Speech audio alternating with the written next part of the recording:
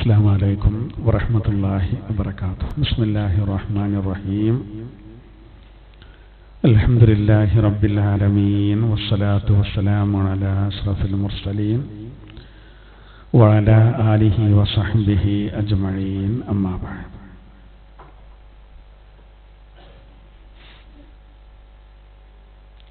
سورة المائدة 25.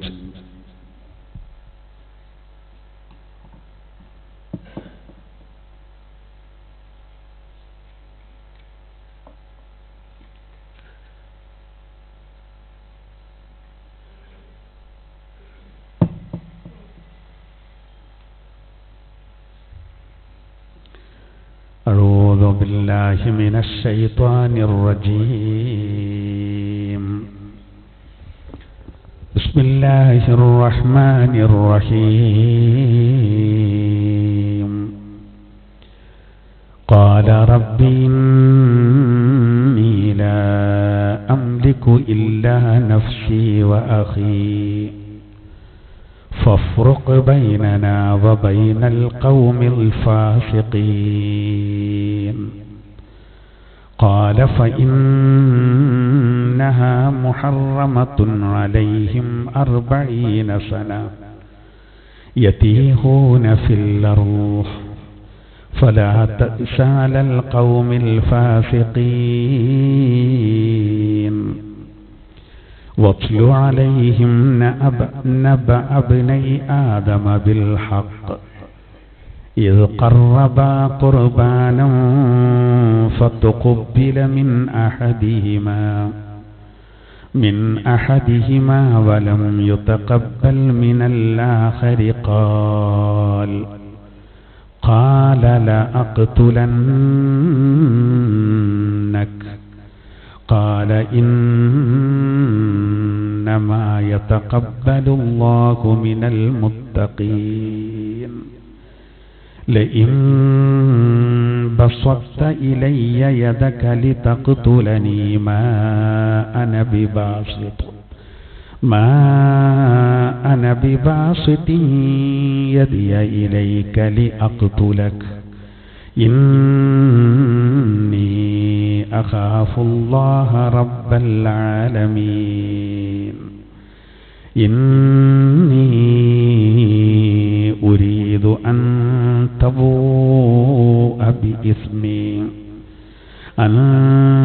تبوء بإثمي وإثمك فتكون من أصحاب النار وذلك جزاء الظالمين. صدق الله العلي العظيم.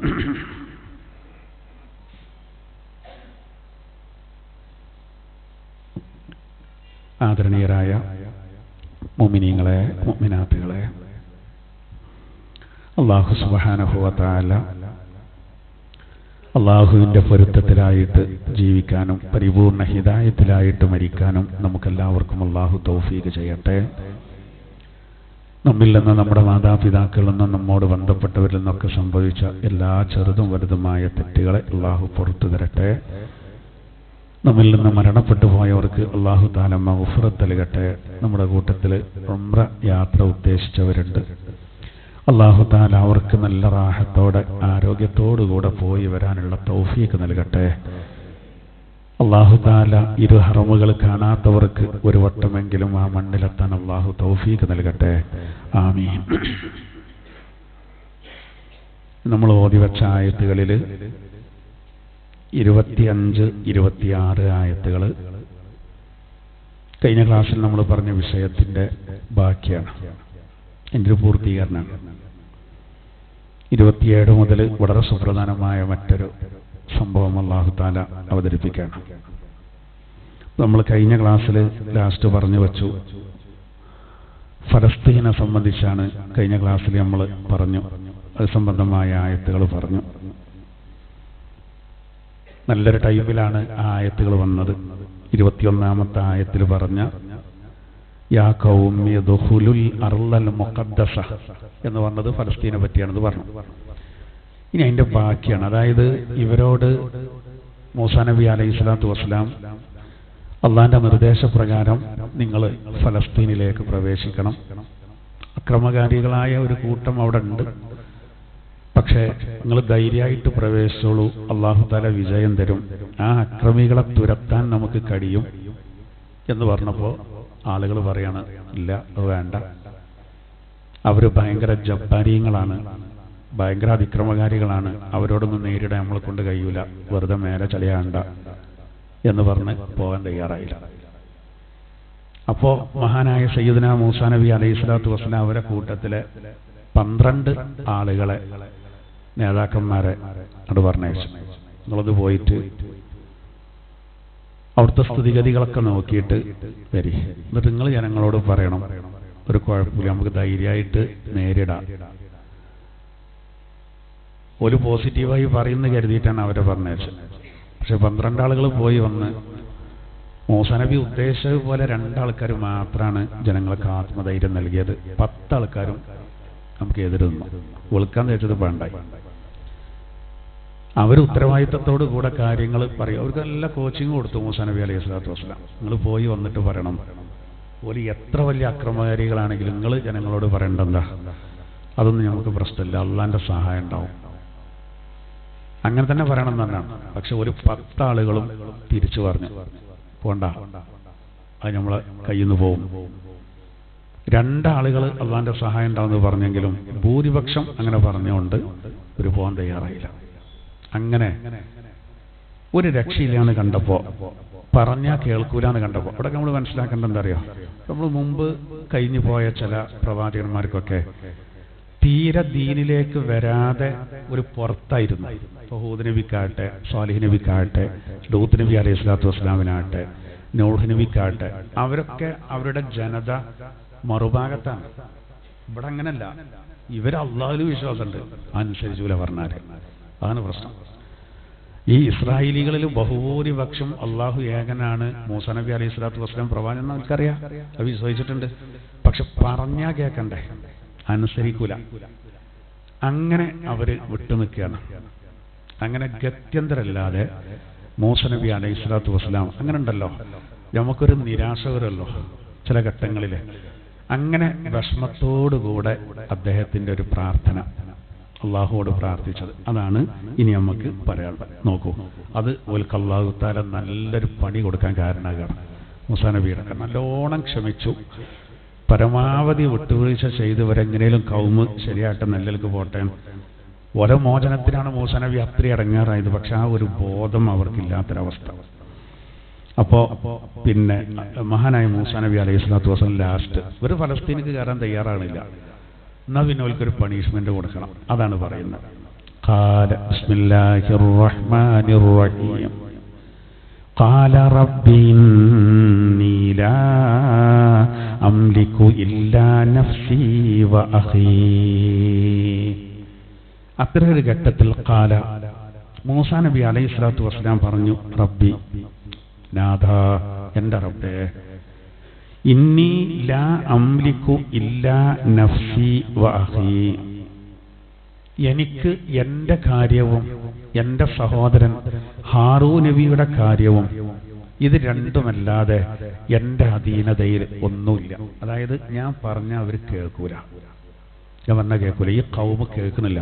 ഒരു കുറച്ചൊന്നുമല്ല, 6,70,000 ആൾക്കാർ പോലുണ്ട്. കുറഞ്ഞ വ്യത്യാസം ഉണ്ടാവുള്ളൂ.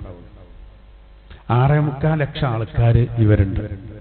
അവരെ പറ്റി നിരാശപ്പെട്ട് മഹാനായ മൂസാ നബി അലൈഹി സ്വലാത്തു വസ്സലാം പറയാണ്, എനിക്കിപ്പോൾ ധൈര്യമായിട്ട് പറയാൻ കഴിയുക, എൻ്റെ കാര്യം, എൻ്റെ സഹോദരൻ്റെ കാര്യം, ഹാറൂൻ നബിയുടെ കാര്യം, ഇത് മാത്രമേ റബ്ബേ എനിക്ക് ഒരു ഉത്തരവാദിത്തത്തോടുകൂടെ പറയാൻ കഴിയുള്ളൂ. അതേ എൻ്റെ അധീനതയിലുള്ളൂ. ഇവരെ കാര്യം എനിക്ക് ധൈര്യമായിട്ട് പറയാനില്ല. അള്ളാന്റെ കൽപ്പന എന്താ? അവരോട് മുഖദ്ദസായ ആ പരിശുദ്ധ ഭൂമിയിലേക്ക് പ്രവേശിക്കാൻ പറയൂ, എന്നിട്ട് ധിക്കാരികളായ അവിടെയുള്ള ആളുകളെ പുറത്താക്കിയിട്ട് മസ്ജിദുൽ അഖ്സ അടക്കം ആ പുണ്യഭൂമി ശുദ്ധീകരിക്കാനാ പറയുന്നത്. ഇവര് പറയാ അവരോട് നേരിടാൻ കഴിയൂല. അള്ളാഹ് പറയാ കേറിയാ മതി. ബദറിലൊക്കെ അങ്ങനെയല്ലേ ഉണ്ടായത്. അംഗബലം ആയുധബലം ഒന്നും നോക്കണ്ടെന്ന് പറഞ്ഞാണ്. പക്ഷെ ഇവര് തയ്യാറാണില്ല, പറഞ്ഞാൽ കേൾക്കൂല. അപ്പൊ മൂസാ നബി അലൈഹി സ്വലാത്തു വസ്സലാം പറയാണ്, പഠിച്ചോനെ, എനിക്ക് എൻ്റെ കാര്യം എൻ്റെ സഹോദരൻ ഹാറൂൻ നബിയുടെ കാര്യം ഇത് ഉറപ്പ് പറയാം, ബാക്കിയുള്ളൊന്നും നമ്മൾ അധീനതയിലല്ല. അതുകൊണ്ട് അദ്ദേഹം ഇങ്ങനെ പറഞ്ഞു, ഫഫ്റുഖ് ബൈനനാ വബൈനൽ ഖൗമിൽ ഫാസിഖീൻ. പടച്ചവനെ, ഞങ്ങളുടെയും അതുപോലെ തന്നെ ധിക്കാരികളായ ഈ ജനതയുടെ ഇടയിൽ നീ വേർതിരിക്കണേ. അതായിരുന്നു, ഈ വേറൊരു വഴിയില്ല. അതിലും മൂസാ നബിക്ക് പിന്നെ ഭയങ്കര വിഷമം ഉണ്ടായിരുന്നു എന്നാണ്. എന്ത്, ഞാൻ അങ്ങനെ ഇതുവായിരുന്നല്ലോ. അതുപോലെ സൂക്ഷ്മതയാണ്, വളരെ സൂക്ഷ്മതയാണ്. പിന്നെ മറ്റേ നൂഹ് നബി അലൈഹി സ്വലാത്തു വസ്സലാം തൻ്റെ ജനങ്ങൾ ഒരിക്കലും നന്നാകാത്തതുകൊണ്ട് അവസാനം മൂപ്പര് പടച്ചവനെ ഇനി ഒറ്റൊന്നിനും നശിപ്പിക്കല്ലേ ആണല്ലോ. യഥാർത്ഥത്തിൽ അങ്ങനെ പറയാൻ കാരണം എന്താ? നൂഹ് നബിയോട് അള്ളാഹ് പറഞ്ഞു, ഇനി ഈ കൂട്ടത്തിൽ ആരും നിങ്ങളെ ജനങ്ങളിൽ നിന്ന് ഇസ്ലാമിലേക്ക് വരൂല. ഇനി വന്ന 80 ചില്ലാന ആൾക്കാർ അങ്ങോട്ട് കൊണ്ടുപോകാൻ അവർ നോക്കുക. അതുകൊണ്ട് ഇനി വിഷമം വേണ്ടാന്ന്. അപ്പൊ പിന്നെന്ത് ചെയ്തു? ഇനിയിപ്പോ കിട്ടിയോല് പോകുമെന്നൊരു പേടി അപ്പോഴായിരുന്നു. അതുവരെ അങ്ങനെയുള്ള പ്രവാചകന്മാർക്കൊക്കെ അല്ലാഹു തആല ഒരവസരം, പെട്ടെന്ന് ഉത്തരം കിട്ടുന്ന ഒരവസരം എല്ലാ നബിമാർക്കും കൊടുത്തിട്ടുണ്ട്. നമ്മളെ നബിതങ്ങൾ മാത്രമാണ് അതെന്ത് നമ്മളെ ശഫാഅത്തിന് വേണ്ടി ഉപയോഗിച്ചു. നമുക്ക് റെക്കമെൻഡിനുള്ള സ്നേഹമാണ്. മറ്റൊരു മോശമായതുകൊണ്ടല്ല കേട്ടോ, അങ്ങനല്ല. ഇപ്പാനെ നമ്മളെല്ലാം സ്നേഹിക്കണം എന്ന് പറഞ്ഞാൽ അയലോക്കത്തുള്ള ഇപ്പാന്റെ പ്രായക്കാരനെ അവഗണിക്കണം എന്നല്ല ഇതിന്റെ അർത്ഥം. രണ്ട് വ്യത്യാസം ഉണ്ടാവും. എന്നതുപോലെ അള്ളാഹിന്റെ തിരുദൂതർക്ക് ഈ ഉമ്മത്തിനോട്, ആ തിരുദൂതർക്ക് അള്ളാഹ് കൊടുത്ത സ്ഥാനം കുറച്ച് വളരെ വലുതാണ്. മറ്റവർക്കില്ല എന്നൊന്നുമല്ല, കൂടുതൽ കൊടുത്തു. കൈപെട്ടാണത്. ആ പെട്ടെന്ന് ഉള്ള ഉത്തരം കിട്ടേണ്ട ആ സംഗതി അത് നീട്ടി വെച്ചൊക്കെയാണ്. എവിടേക്ക്? അതാണ് എന്ത് ചെയ്യുന്നത്? ആ സുജൂദിൽ കിടക്കുന്ന വിധങ്ങൾ മഹ്ശറിൽ അർശിന്റെ താഴെ. അപ്പൊ അള്ളാഹു പറയാത്രേ, ഒന്ന് തല ഉയർത്തു പ്രവാചകരെ. അപ്പൊ നബി തങ്ങൾ തല ഉയർത്തും. തല ഉയർത്തുമ്പോ നബിയോട് പറയും, ചോദിച്ചോളി, നിങ്ങൾ റെക്കമെൻഡ് ചെയ്യൂ, ആ റെക്കമെൻഡ് സ്വീകരിക്കപ്പെടും. അപ്പണ് ചോദിക്കും. അങ്ങോട്ട് നീട്ടി വെച്ചു എന്നുള്ളതാണ്. നൂഹ് നബി അലൈഹി സ്വലാത്തു വസ്സലാം ഇവിടുന്ന് ഉപയോഗിച്ചു, ഗത്യന്തരല്ലാതെ. മൂസാ നബി ഇതാ ഉപയോഗിക്കുന്നു. പടച്ചോനെ പറഞ്ഞിട്ട് കാലം, ഇനി എന്റെയും ഇവരുടെയും ഇടയില് പിന്നെ വേർപിരിക്കണം എന്ന് പറഞ്ഞാൽ ശരിക്ക് ഫഫ്റുഖ് എന്ന് പറഞ്ഞാൽ ഫഹ്ഖും എന്ന് പറഞ്ഞമാർക്കാണ്. ഇതെന്താ വേണ്ടത് അതിനനുസരിച്ച് വേർതിരിക്കണേ റബ്ബേ എന്നാണ് പ്രാർത്ഥിച്ചത്. ഉടനെ തന്നെ അള്ളാഹ് ഉത്തരം കൊടുക്കുകയാണ്. അതിനടുത്ത കാല. അപ്പോൾ അള്ളാഹു അദ്ദേഹത്തിന് മറുപടി കൊടുത്തു. എന്താ? ഫഇന്നഹാ മുഹറമത്തുൻ അലൈഹിം, തീർച്ചയായിട്ടും ആ പരിശുദ്ധ ഭൂമി, ആ ഫലസ്തീൻ എന്ന് പറയുന്നത് അത് അവരുടെ മേലുള്ള നിഷിദ്ധമാണ്. 40 സന. അവിടെ 2.5 ലോടത്തെ നിർത്താൻ പാടുള്ളൂ കേട്ടോ. അവിടെ അർത്ഥം വെക്കുമ്പോൾ നിർത്തിയെന്നുള്ളൂ. ഫഇന്നഹാ മുഹറമത്തുൻ അലൈഹിം 40 സന. അതെങ്കിൽ അങ്ങനെ വരിക. അല്ലെങ്കിൽ ഫഇന്നഹാ മുഹറമത്തുൻ അലൈഹിം 40 സനത്തൻ യതീഹൂന ഫിൽ അർദ്. അങ്ങനെ പോവാം. എന്തായിരുന്നാലും അല്ലാഹു തആല പറയാണ്, നബിയെ, അവരുടെ മേലില് പരിശുദ്ധമായ ആ സ്ഥലം, ആ ഭൂമി നിഷിദ്ധമാക്കിയിരിക്കുന്നു. എത്ര കാലം? 40 സന, 40 കൊല്ലങ്ങൾ. ഓൽക്കുള്ള പണിഷ്മെന്റ് അതാണ്. 40 കൊല്ലം അവർക്ക് ഇനി ഒരു കരുതിയാൽ തന്നെ ഫലസ്തീനിക്ക് കയറാൻ കഴിയൂല. എന്നിട്ടോ അല്ലാഹു തആല പറയാണ്, യതീഹൂന ഫിൽ അർദ്, അങ്ങനെ അവർ ഭൂമിയിലൂടെ അലഞ്ഞു തിരിഞ്ഞ് നടക്കും. മനസ്സിലായോ? നോക്കൂ, അന്തം വിട്ട് കിടക്കുക. യതീഹൂന ഫിൽ അർദ്, അങ്ങനെ ആ 6.25 ലക്ഷത്തോളം വരുന്നവർ അവർ ഭൂമിയിലൂടെ അവർ അലഞ്ഞു നടക്കും. ഫലാ തൽസഅലൽ ഖൗമിൽ ഫാസിഖീൻ, ആ ദുർനടപ്പുകാരായ ജനതയുടെ കാര്യത്തിൽ അങ്ങ് ദുഃഖിക്കരുത് നബിയെ. ഫലാ തൽസന ഫലാ തഹസന, ദുഃഖിക്കരുത്. അതിൽ നിരാശ ഒന്നും വേണ്ട. അവർക്ക് ചെറിയൊരു പണി കൊടുക്കാനേ പറ്റൂല. നമ്മള് കുട്ടികളൊക്കെ വികൃതി കാണിച്ച അധ്യാപകന്മാർ ചില പണി കൊടുക്കുമല്ലോ, 100 വട്ടം എഴുതാനും. പണ്ടൊക്കെ ബെഞ്ചുമ്മ കയറ്റിയെടുത്തിന്. ഇപ്പൊ ഒന്നും പറ്റൂല. കുട്ടികൾ ചൈനലിലേക്ക് വിളിച്ചു പറഞ്ഞാൽ ചിലപ്പോ വെറുതെ ഇടങ്ങേറുണ്ടാക്കേണ്ട, ജോലി പോകും, കഷ്ടപ്പെട്ട് പഠിച്ചുണ്ടാക്കിയ വെറുതെ ആവും. പത്രത്തിൽ വരെ പീഡനം നേകാരം, ബെഞ്ചുമ്മ കയറ്റി നിർത്തിയേക്കാറ്. 2 മണിക്കൂറൊക്കെ നിർത്തിന് നമ്മളൊക്കെ ചെറുപ്പത്തിൽ കൊടുത്തു. അതുകൊണ്ട് കുട്ടികൾ ശരിയായും ചെയ്തിരുന്നു. ഇപ്പൊ ഇല്ല. അപ്പൊ പണി കൊടുക്കുക എന്നതുപോലെ നന്നാകണം എന്ന ഉദ്ദേശത്തിലാണല്ലോ നമ്മൾ ഈ ശിക്ഷ കൊടുക്കുന്നത് യഥാർത്ഥത്തിൽ. അപ്പൊ ഇവരെ ഒന്നായിട്ട് നശിപ്പിക്കല്ല, അവർക്കൊരു പാഠം വരണം. അതിന് അല്ലാഹു തആല 40 കൊല്ലാണ് ഓരെ പരീക്ഷിച്ചത്. പിന്നെന്താ നടന്നറിയ ഞങ്ങള്? പിന്നെ നടന്നെന്താ വെച്ചാല്, പിന്നെ അതിന്റെ ശേഷം ഇവര് ഒരു വാശി പറഞ്ഞു ഞങ്ങളാണ്ട് കയറൂലാർന്നില്ലേ, കയറണ്ട. പിന്നെന്താ സംഭവിച്ചാല് മരുഭൂമിയിലാണ് 40 കൊല്ലം പിന്നെ ഇവര് ജീവിച്ചത്. വിശാലമായ മരുഭൂമിയിൽ എന്താ ഓൽക്കെന്നെന്താ പിന്നെ നേരെ ഇങ്ങോട്ട് മിസ്രിക്കിന് കയറിക്കൂടെ, അതല്ലെങ്കിൽ അങ്ങോട്ട് അപ്പുറത്തേക്ക് ഫലസ്തീനിക്കണ കയറിക്കൂടെ എന്നൊക്കെ നമുക്ക് ചോദ്യം വരും.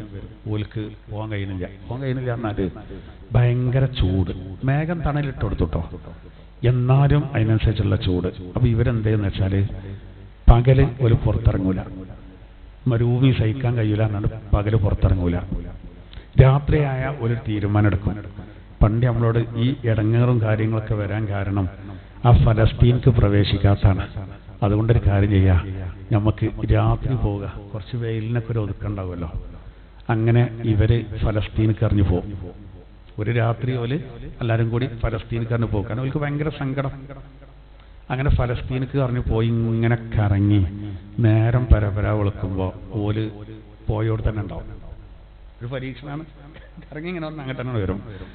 എങ്ങനെ നമ്മൾ ഇവിടെ ഞങ്ങൾ സാധാരണ പൊട്ടി വൈപ്പിക്കാണ്. അത് ഇല്ലപ്പോ ഈ ലൈറ്റൊക്കെ വന്നുകൊണ്ടേക്കും. പണ്ട് നമ്മളങ്ങനെ ഉണ്ടല്ലേ, പൊട്ടി വൈപ്പിക്കുക അറിയും. എങ്ങനെ ആയാലും ലക്ഷ്യസ്ഥാനത്ത് കത്തൂല, ചൂട്ടും കത്തിച്ചൊക്കെ പോയാലും. അങ്ങനെ ആകെ നട്ടം തിരിയുണ്ട്. അതൊന്നും ഉണ്ട് കേട്ടോ, ചില ഏരിയകളിലൊക്കെ ഉണ്ട്. അത് എന്തൊരു പേര് പറയാറില്ല. അങ്ങനെ ചിലപ്പോൾ പിന്നെ അങ്കലാപ്പിലാകുന്ന അവസ്ഥ ഉണ്ടാവും.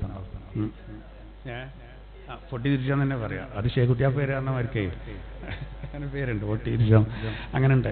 അപ്പോൾ ചിലർ ടെൻഷൻ കയറി അങ്ങനെ ഉണ്ടാവും കേട്ടോ, ടെൻഷൻ കയറി അങ്ങനെ ഉണ്ടാവും. നമ്മളെ പിന്നെ ഞാൻ അറിയുന്ന ഒരു സഹോദരന് പിന്നെ ചീട്ടടിച്ചുകൊണ്ട് പൈസയൊക്കെ പോയി. പിന്നെ നമ്മൾ സങ്കടമൊന്നുമില്ല, ചീട്ടടിച്ച് പോയതാണല്ലോ. പൊട്ടിപ്പാറ അങ്ങനെ വന്നാ ഉണ്ടാവും. അപ്പോൾ ചുരുക്കം വരെ ഇയാള് എവിടേക്കെങ്കിലും പോയാൽ അങ്ങനെ അന്തം മുട്ടുകയാണ് ഇങ്ങനെ എടുക്കുക. അത് ടെൻഷൻ കയറിയാണ്, ലക്ഷ്യസ്ഥാനത്തേക്ക് എത്തൂല.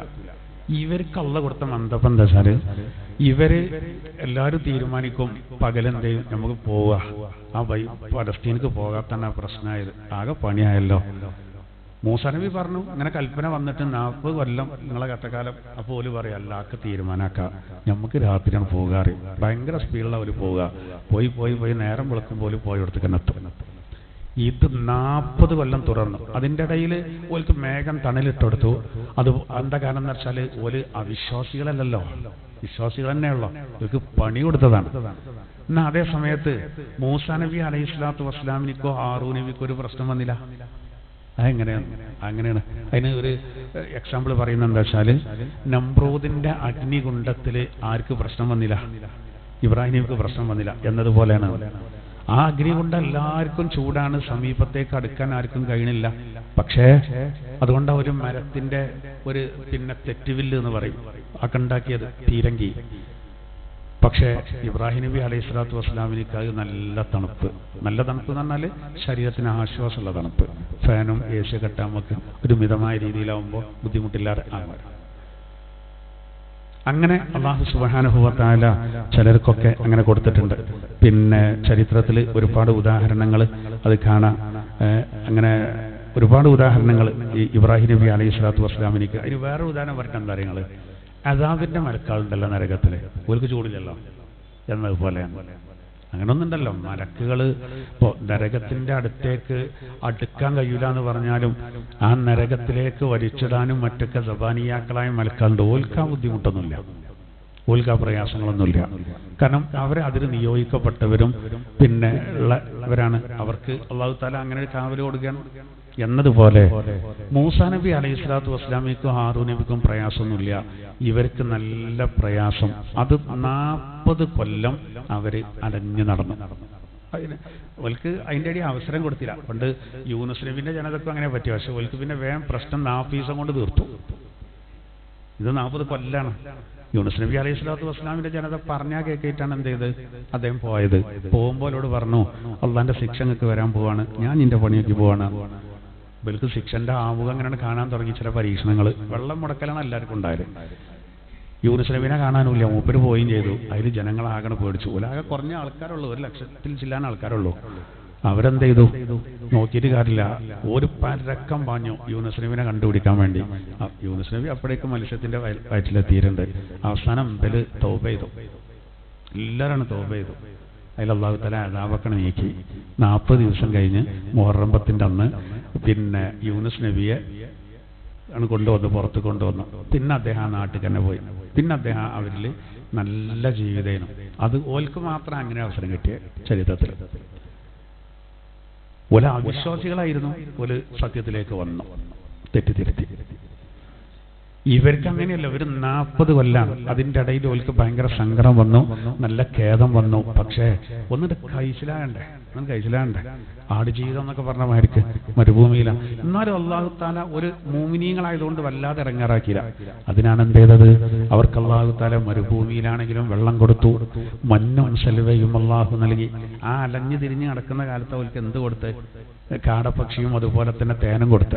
പിന്നെ തേന് മോഡൽ, തേനല്ല വെളുത്തിട്ട്, പിന്നെ മഞ്ഞ് നല്ല ഐസ് കട്ട പോലെ ഒരു സാധനം ഇങ്ങനെ പൊയിഞ്ഞു വീണു മുകളിൽ നിന്ന്, അതുപോലെ കാടയും. അതൊക്കെ ഉണ്ടെങ്കിലും നമുക്കുണ്ടല്ലോ ഒരു സമാധാനം കേൾക്ക്. അത് അല്ലാഹു തആല കളഞ്ഞതാണ്. നല്ല ആയുസ്സോൽക്ക് കൊടുത്തു, ദീർഘായുസ് കൊടുത്തു. അതിൻ്റെ ഇടയിൽ 40 കൊല്ലം ഒലക്കാരും പൊരി വെയിലായിരുന്നു. അങ്ങനെ അവർക്ക് ഭയങ്കര ഇടങ്ങാറായി, വലിയ പ്രയാസമായി. അതിനിടയിൽ സയ്യിദുനാ മൂസാ നബി അലൈഹിസ്സലാത്തു വസ്സലാം ഈ ലോകത്തോട് വിട പറഞ്ഞു. ഹാറൂൻ നബി അലൈഹിസ്സലാത്തു വസ്സലാമും ഈ ലോകത്തോട് വിട പറഞ്ഞു. അവർ രണ്ടുപേരും ഈ ലോകത്തോട് വിട പറഞ്ഞതിന് ശേഷം പിന്നെ അവരിലേക്ക് വന്ന പ്രവാചകനാണ് സയ്യിദുനാ യൂശ നബി അലൈഹിസ്സലാം. അങ്ങനെ ഈ 40 കൊല്ലം പൂർത്തിയായി. യൂശ നബി അലൈഹിസ്സലാത്തു വസ്സലാം അവരിൽ പ്രബോധനം ചെയ്തു. യൂശ നബി അലൈഹിസ്സലാത്തു വസ്സലാമിന്റെ നേതൃത്വത്തിൽ 40 കൊല്ലം പൂർത്തിയായ ഉടനെ അതുവരെ ഓല് ശ്രമിച്ചതാണ്. രാത്രി പോയി നോക്കും, ഫലസ്തീനിക്ക് എത്തൂല, പോയോടത്ത് തന്നെ എത്തും. അങ്ങനെട്ട് നിരാശയിലാണ്. 1 ദിവസം 2 ദിവസമല്ല. അങ്ങനെ യൂശ നബിയുടെ നേതൃത്വത്തിൽ അവർ പരിശുദ്ധമായ ബൈത്തുൽ മുഖദ്ദസിലേക്ക്, മസ്ജിദുൽ അഖ്സയുടെ ഭാഗത്തേക്ക്, ഫലസ്തീന്റെ ഭാഗത്തേക്ക് അവർ പ്രവേശിച്ചു. അന്നത്തെ അക്രമകാരികളായ ജനതയെ ആ അക്രമകാരികൾ അവിടുന്ന് തുരത്തിയിട്ട് എന്ത് ചെയ്തു? ശുദ്ധീകരിച്ചു. പിന്നെ ഉൽക്കറാഹത്തായ അവസ്ഥ കൊടുത്തു.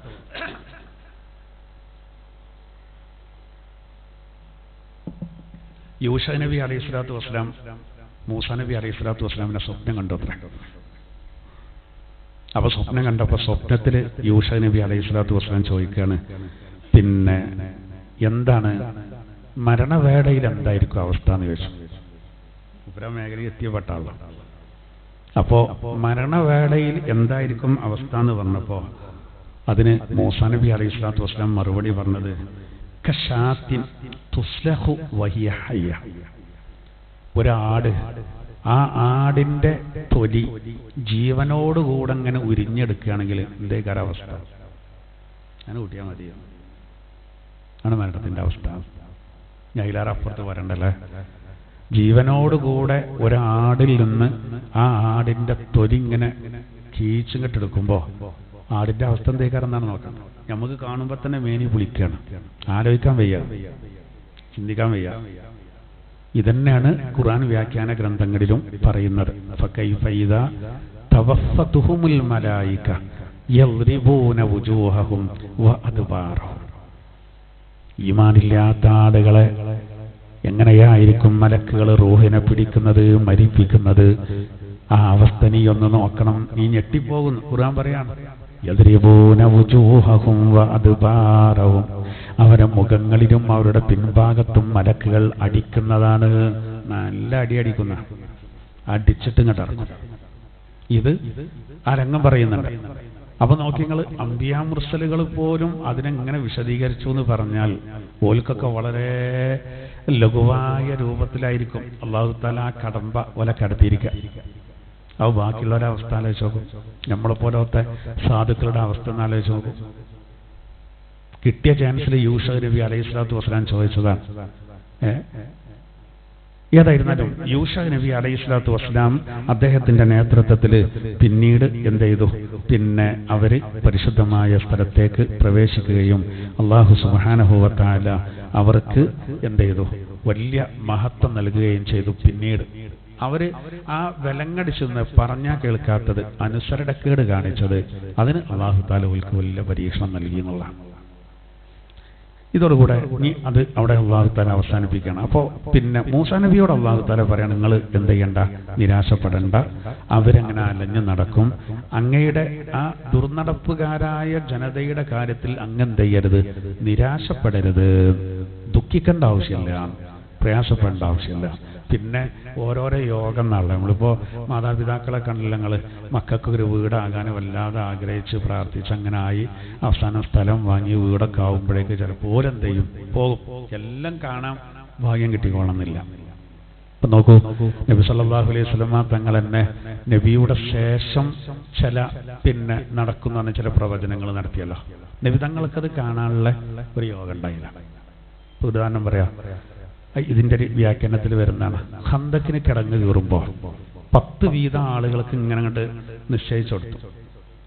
അപ്പോൾ ഓരോ ടീമും ആഗ്രഹിച്ചു, സൽമാൻ റളിയല്ലാഹു അൻഹു ഞങ്ങൾക്ക് കിട്ടണം, മൂപ്പരാണിൻ്റെ മെയിൻ നേതാവ്. കാരണം മൂപ്പരാണ് ഐഡിയ പറഞ്ഞു കൊടുത്തത്. ഇറാനിൽ, പേർഷ്യ, ഇറാനിൽ അങ്ങനെ ആയിരുന്നു ചെയ്തിരുന്നത്. ശത്രുക്കൾ വരുമ്പോൾ എന്ന് പറഞ്ഞിട്ടാണ് മൂപ്പര ഐഡിയ പറഞ്ഞു കൊടുത്തത്. മൂപ്പര് ഇറാൻകാരനായിരുന്നല്ലോ. അങ്ങനെ സൽമാൻ റളിയല്ലാഹു അൻഹു നിർദ്ദേശം പറ ചെയ്യാണ്. അങ്ങനെ ഇവർ ഈ കിടങ്ങനെ കുഴിക്കുകയാണ്. നല്ല പണിയാ. ആയിരക്കണക്കിന് സഹാബിമാര് വിശ്രമമില്ലാതെ ഒരു ചെയ്യുമ്പോൾ ഒരു ഭാഗത്ത് ഭയങ്കര ഒരു കല്ല്, അതിനെപ്പറ്റി തഫ്സീറിന്റെ ഗ്രന്ഥങ്ങളിൽ പറയുന്നത്, ഹദീസിന്റെ ഗ്രന്ഥങ്ങളിൽ പറയുന്നത് കൽഫീലില്ലാതെയുന്ന വലിയൊരു ആനന്റെ വലിപ്പമുള്ളൊരു കല്ല്, കറുത്തിട്ട് ഒരു കല്ല്, ഭയങ്കര വലിപ്പം. അപ്പൊ ഇവരെന്ത് ചെയ്തു, ആട്ടു കയ്യൂല, കുറെ നോക്കി സഹാബിമാര്. അപ്പൊ ഇവരെന്ത് ചെയ്തു, സൽമാൻ റളിയല്ലാഹു അൻഹു പറഞ്ഞു, മൂപ്പരല്ല ക്യാപ്റ്റൻ. സൽമാൻ റളിയല്ലാഹു അൻഹു അത് വലിയ കാതിയിലേക്ക് വിട്ടു പറഞ്ഞമാർക്ക് എവിടെ അറിയുമെന്ന് പറഞ്ഞു, വലിയൊരു കല്ലുണ്ട്, എന്താ ചെയ്യേണ്ടത്? പദ്ധതി പോളും, ആകെ റൂട്ട് മാറ്റേണ്ടി വരും, അല്ലെങ്കിൽ ആ കല്ലിലൂടെ എന്ത് ചെയ്യും, ശത്രുക്കൾ ഇങ്ങോട്ട് കയറും. അപ്പൊ നബിതങ്ങള് ഇവര് ഈ കുടിക്കാൻ ഉപയോഗിക്കുന്ന അന്നത്തെ ആയുധം അത് വാങ്ങിയിട്ട് എല്ലാവരും ഇതിങ്ങനെ നോക്കിക്കാൻ നബിതങ്ങൾ ഇപ്പം എന്താ ചെയ്യാം, നബിതങ്ങൾ എന്താ ചെയ്തെന്ന് വെച്ചാൽ ബിസ്മില്ലാ, മാത്രം ബിസ്മില്ലാ, ചുരുങ്ങിയ രൂപമുള്ളത് അതിന് പറഞ്ഞിട്ട് ഒരൊറ്റ അടിയായി. സ്വഹിഹായ ഹദീസാണ്. ആണ് പൊട്ടി, ഒരു ഭാഗമാണ് പൊട്ടി എന്ന് മാത്രമല്ല, പേർഷ്യയുടെ ഭാഗത്തേക്ക് ഒരു പ്രകാശം ഇങ്ങനെ പോകുന്നത് കാണുകയാണ്. അതൊരു മുഅ്ജിസത്താണ്. രണ്ടാമത്തെ അടിയടിച്ചു, ബിസ്മില്ലാന്ന് ചൊല്ലിയിട്ട് യമന്റെ ഭാഗത്തേക്ക് പ്രകാശം പോകുന്നത് കണ്ടു എല്ലാവരും. മൂന്നാമത്തെ അടിയടിച്ചു, അതും പൊട്ടി. മൂന്നാമത്തെ പൊട്ടിന് അതിൽ നിന്നൊരു പ്രകാശം, അത് മദീനന്റെ ഭാഗത്തേക്കാണ്. ഇത് കണ്ടപ്പോ സഹാബത്തിനൊക്കെ ഭയങ്കര ആശ്ചര്യം, ഈ പ്രകാശം പോകുന്നുണ്ടപ്പോ. അപ്പോ നബി സല്ലല്ലാഹു അലൈഹി വസല്ലം തങ്ങൾ പറഞ്ഞു, ഇതിന്റെ ശേഷം റോമും പേർഷ്യയും യമന്റെ പല ഭാഗങ്ങളും ഇസ്ലാമിന്റെ കൊടിക്കീഴിൽ വരും, വിജയിക്കും. ഇസ്ലാമിന്റെ സന്ദേശം, ആ വെളിച്ചം അവിടെ എത്തുന്നാണ് അതിന്റെ അർത്ഥം. ഇവര് പണി തുടർന്നും ചെയ്തു. പക്ഷെ നമ്മൾ ഇങ്ങനത്തെ വിഷയങ്ങളൊക്കെ ഉണ്ടായാൽ അതിങ്ങനെ കൈമാറും. അങ്ങനെ സ്വഹാബിമാർക്ക് ഭയങ്കര ആവേശമായി. ഇസ്ലാം വളരെയല്ലേ, ഈ പറയപ്പെട്ട സ്ഥലത്തൊക്കെ എത്തും. അപ്പോൾ ഇതാണ് പറഞ്ഞപ്പോൾ ആൾക്കാർ, ശത്രുക്കൾ കളിയാക്കാൻ തുടങ്ങി. കിസ്രയും കൈസറും തകർക്കപ്പെടെ. ആരോടാ അവർ ഈ പറയുന്നത്? റോമും പേർഷ്യയും ആ സാമ്രാജ്യങ്ങളൊന്നും ഒരിക്കലും നശിപ്പിക്കാൻ കഴിയൂല, അതൊന്നും കീഴടക്കാൻ കഴിയൂല, അത് വെറുതെ തള്ളിയാണെന്ന് കുട്ടികൾ പറയും പോലെ വല്ലാതെ കളിയാക്കി. അപ്പൊ അവിടെ അധികാരം, പേർഷ്യയിലൊക്കെ അധികാരം നടത്തുന്ന അത് ഒരിക്കലും എന്ത് ചെയ്യാൻ വരെ തിരിച്ചു പിടിക്കാന് നബിതങ്ങൾ പറഞ്ഞെന്താ, ഇതിന്റെ ശേഷം ഉടനത് നടക്കുന്ന 30 കൊല്ലമുള്ള നബിതങ്ങൾ, ആ ഖലീഫമാര് 4 ആൾക്കുള്ള ടൈം പ്രവചിച്ചത് അങ്ങനെ തന്നെയുള്ള വന്നത്. മറിഞ്ഞ കാര്യം അള്ളാഹു അറിയിച്ചു കൊടുക്കണം. ഇസ്ലാമിന്റെ 4 ഖലീഫമാര്, 4 നായകന്മാരുടെ ആ ഭരണകാലം മുത്തുനബി നേരത്തെ പ്രവചിച്ചു. അതിന്റെ അടിയിൽ ഇതൊക്കെ വരുന്നതാണ്. ഭൗതിക കോണിലൂടെ നോക്കുകയാണെങ്കിൽ ഒരിക്കലും വരാൻ സാധ്യതയില്ല. അതുകൊണ്ടാണ് ശത്രുക്കൾ കളിയാക്കിയത്. അപ്പൊ അവർക്ക് അള്ളാഹു കൊടുത്ത മറുപടിയാണ് ഏത്? ബിസ്മില്ലാഹിർ റഹ്മാനിർ റഹീം. ഖുലില്ലാഹുമ്മ മാലിക്കൽ മുൽക്ക് തൂതിൽ മുൽക മൻ തശാ വതൻസിഉൽ മുൽക മിമ്മൻ തശാ وتعز من تشاء وتذل من تشاء. സമയം കഴിഞ്ഞ് അത് വേറെ ആൾ കൊണ്ടുപോയി. ക്രൂരതക്ക് ഒരു നോബലുണ്ട്, പിന്നെ ആർക്കും സംശയം ഉണ്ടാവില്ല. ഒന്നെങ്കിൽ അയാൾക്ക് അല്ലെങ്കിൽ മറ്റേ ആൾക്ക്, രണ്ടാളാവിലുള്ള ഒരു നാണയത്തിന്റെ ഇരുവശങ്ങൾ എന്ന് പറഞ്ഞവർക്ക്. അത് വേറെ തമാശ. എന്തായിരുന്നാലും അള്ളാന്റെ തൗഫീഖോടുകൂടെ നല്ല നല്ല വാർത്തകൾ ഇങ്ങനെ എന്ത് ചെയ്യണം. പിന്നെ പോസിറ്റീവായ വാർത്തകൾ പലപ്പോഴും അതിന് വലിയ പബ്ലിസിറ്റി കിട്ടൂല. ഇപ്പൊ ഫ്ലോട്ടില്ലയുടെ ആ 50ഓളം രാജ്യങ്ങളിൽ നിന്ന് 44ഓളം കപ്പലുകൾ വന്നു എന്ന് പറഞ്ഞല്ലോ. അതിൽ ഇറ്റാലിയൻ കപ്പലിന്റെ ക്യാപ്റ്റൻ ഇസ്ലാം സ്വീകരിച്ചു. അന്നാലോചിച്ച് നോക്കിങ്ങൾ, ആ രംഗാണ്. അത് നമുക്ക് വലിയൊരു മാതൃക ഉണ്ടായില്ല കേട്ടോ. നമ്മളൊക്കെ ശ്രമിച്ചാൽ ഇസ്ലാമൊക്കെ കുറെ വന്നിട്ടില്ലെങ്കിലും നമ്മളെ മതത്തിനോട് വലിയ മതിപ്പുണ്ടാവും. ഇറ്റാലിയൻ ക്യാപ്റ്റൻ അയാൾ ക്രിസ്ത്യാനിയാണ്. അയാൾ ഇസ്ലാം സ്വീകരിക്കേണ്ട കാരണം ഒരു 1,500 ആളുകളുണ്ടല്ലോ, ഇയാൾ വലിയൊരു ആക്ടിവിസ്റ്റാണ്. അങ്ങനെ ഇവർ പോരുന്ന സമയത്ത് ഇസ്രായേൽ പട്ടാളക്കാർ ഇവരെ തടഞ്ഞു, എല്ലാവരും ബന്ദികളാക്കി. വളരെ മോശം പെരുമാറ്റമായിരുന്നു, വളരെ മോശം പെരുമാറ്റം. കാരണം ഒരൊക്കെ തോക്കേന്തിയിട്ടാണ്, ഇവരുടെ ആയുധങ്ങളൊന്നുമില്ലല്ലോ. അങ്ങനെ ലോഹർക്ക് വാങ്ങിക്കൊടുത്തു. അവിടുന്നാണ് സംഭവം തുടക്കം. ലോഹർക്ക് വാങ്ങിക്കൊടുത്തപ്പോൾ ഈ കൂട്ടത്തിലെ തുർക്കിയിൽ നിന്നുള്ള നമ്മളെ സഹോദരങ്ങൾ, ബുദ്ധിജീവികളുണ്ടല്ലോ, സന്നദ്ധ സംഘടനയുടെ ഒക്കെ നേതാക്കന്മാർ, ഈ കൂട്ടത്തിലുള്ള 500-ൽ ഇവര് ലോഹർ സ്കെച്ച് ജമാഅത്തായിട്ട്. അപ്പൊ അവരടുത്താണ് ഇയാളുള്ളത്. ഇയാളിത് കൗതുകത്തോടു കൂടെ കാണുകയാണ് നിസ്കാരം. അപ്പൊ ഇസ്രായേൽ പട്ടാളക്കാർ തടഞ്ഞു. അവർക്ക് സഹിക്കാൻ കഴിയൂല നിസ്കാരം. പക്ഷെ ഇവര് നിസ്കാരം മുറിക്കാൻ തയ്യാറായില്ല. ഒരു നിസ്കരിച്ചു. അടുത്തത് ആസറിന്റെ ടൈമായപ്പോ അത് നിസ്കരിക്കാണ്. ഇത് ഒരു ഏകദേശം 4-5 നിസ്കാരമായപ്പോ തന്നെ ഇയാൾക്ക് മനസ്സിൽ മാറ്റം വന്നു. ആർക്ക്? അതായത് ഈ നടപടി നമ്മളൊക്കെ ആണെങ്കിലേ തോക്കി കൊണ്ടിട്ട് നിസ്കരിക്കാൻ പറ്റില്ല പറഞ്ഞാല് നമുക്ക് ഹേതുവായി. നമ്മളെന്താ ചെയ്ത പറയാനൊരു കാരണമായല്ലോ. തോക്കാണേ എന്നറിയും നമ്മള്. നിസ്കരിച്ചു ചോദിച്ചാല് തോക്കാണ് അയാളരുത് കാണില്ലേ. പണ്ട് നമ്മള് കേരളത്തിലെ ഒരു സൂഫി പരീക്ഷല ജനങ്ങളെ ഭ്രാന്തായി അഭിനയിച്ചുകൊണ്ടേ കത്തിയിട്ട് നിന്നില്ലേ. മഗ്‌രിബിന് പള്ളിക്ക് നിസ്കരിച്ചാൽ കയറി അവിടെ തല ഞാൻ വെട്ടുന്ന പറഞ്ഞു. ആൾക്കാരൊക്കെ ഇങ്ങനെ വന്ന് തല കൊണ്ടായതുകൊണ്ടൊക്കെ മാറിപ്പോയി. ഒരാൾ വരൻ്റെ അടുത്ത് വെച്ച് കാരണം നിസ്കാരം കള്ളാകുന്നാണ് കയറി. അപ്പൊ അയാൾ പറഞ്ഞ പോലെ ജണാൻകുട്ടി, എനിക്ക് മാത്രമാണ് അള്ളാനെ പേടി, ഓൽക്കൊക്കെ എന്നെ പേടി എന്ന് പറഞ്ഞു അയാൾ. എന്ന് പറഞ്ഞ പോലെ ഇവിടെ നോക്കിയെങ്കിൽ നമ്മൾ ഏതുണ്ടായി നിർത്തും. ഇവര് നിസ്കാരം ഒഴിവാക്കാൻ തയ്യാറായില്ല. ഇറ്റാലിയൻ കപ്പലിന്റെ ക്യാപ്റ്റന് മനസ്സിൽ മാറ്റം വന്നു. അദ്ദേഹം ഇസ്ലാം സ്വീകരിച്ചു. ഇവിടെ നമുക്ക് വലിയൊരു പോയിന്റ് ഉണ്ട്. അവിടെ നോക്കി ഞാനിടാ.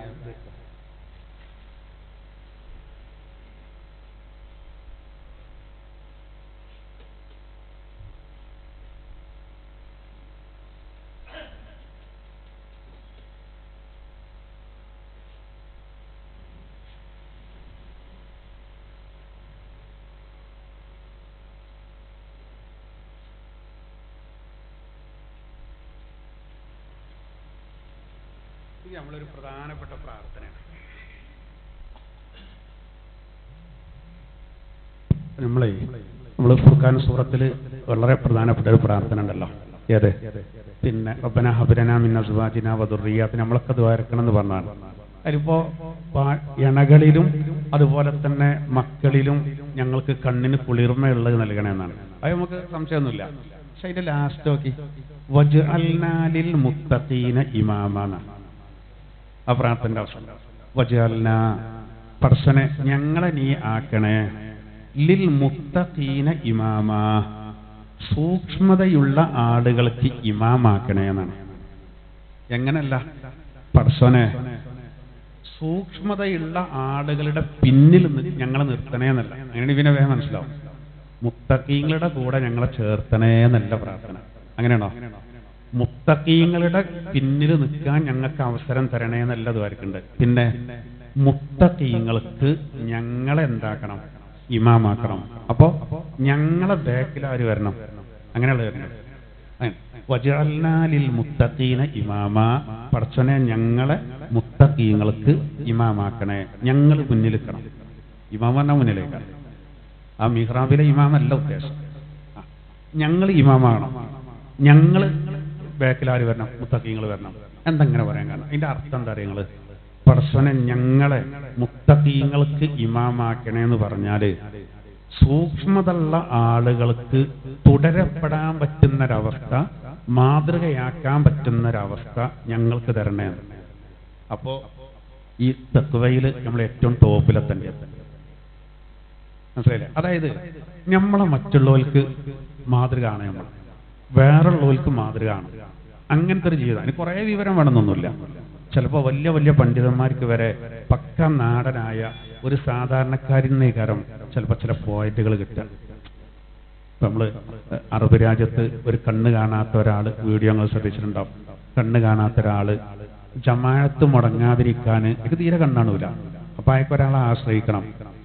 അപ്പൊ എപ്പോഴും ആളുണ്ടായിക്കൊള്ളുന്നില്ല. അപ്പൊ മൂപ്പരെ വീട്ടിൽ നിന്ന് ഒരു കയറ് ഇങ്ങനെ കെട്ടിക്കാണ് പള്ളിന്റെ വാതിലുമാക്കി.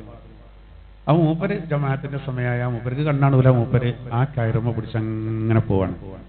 അത് സ്ഥിരായി.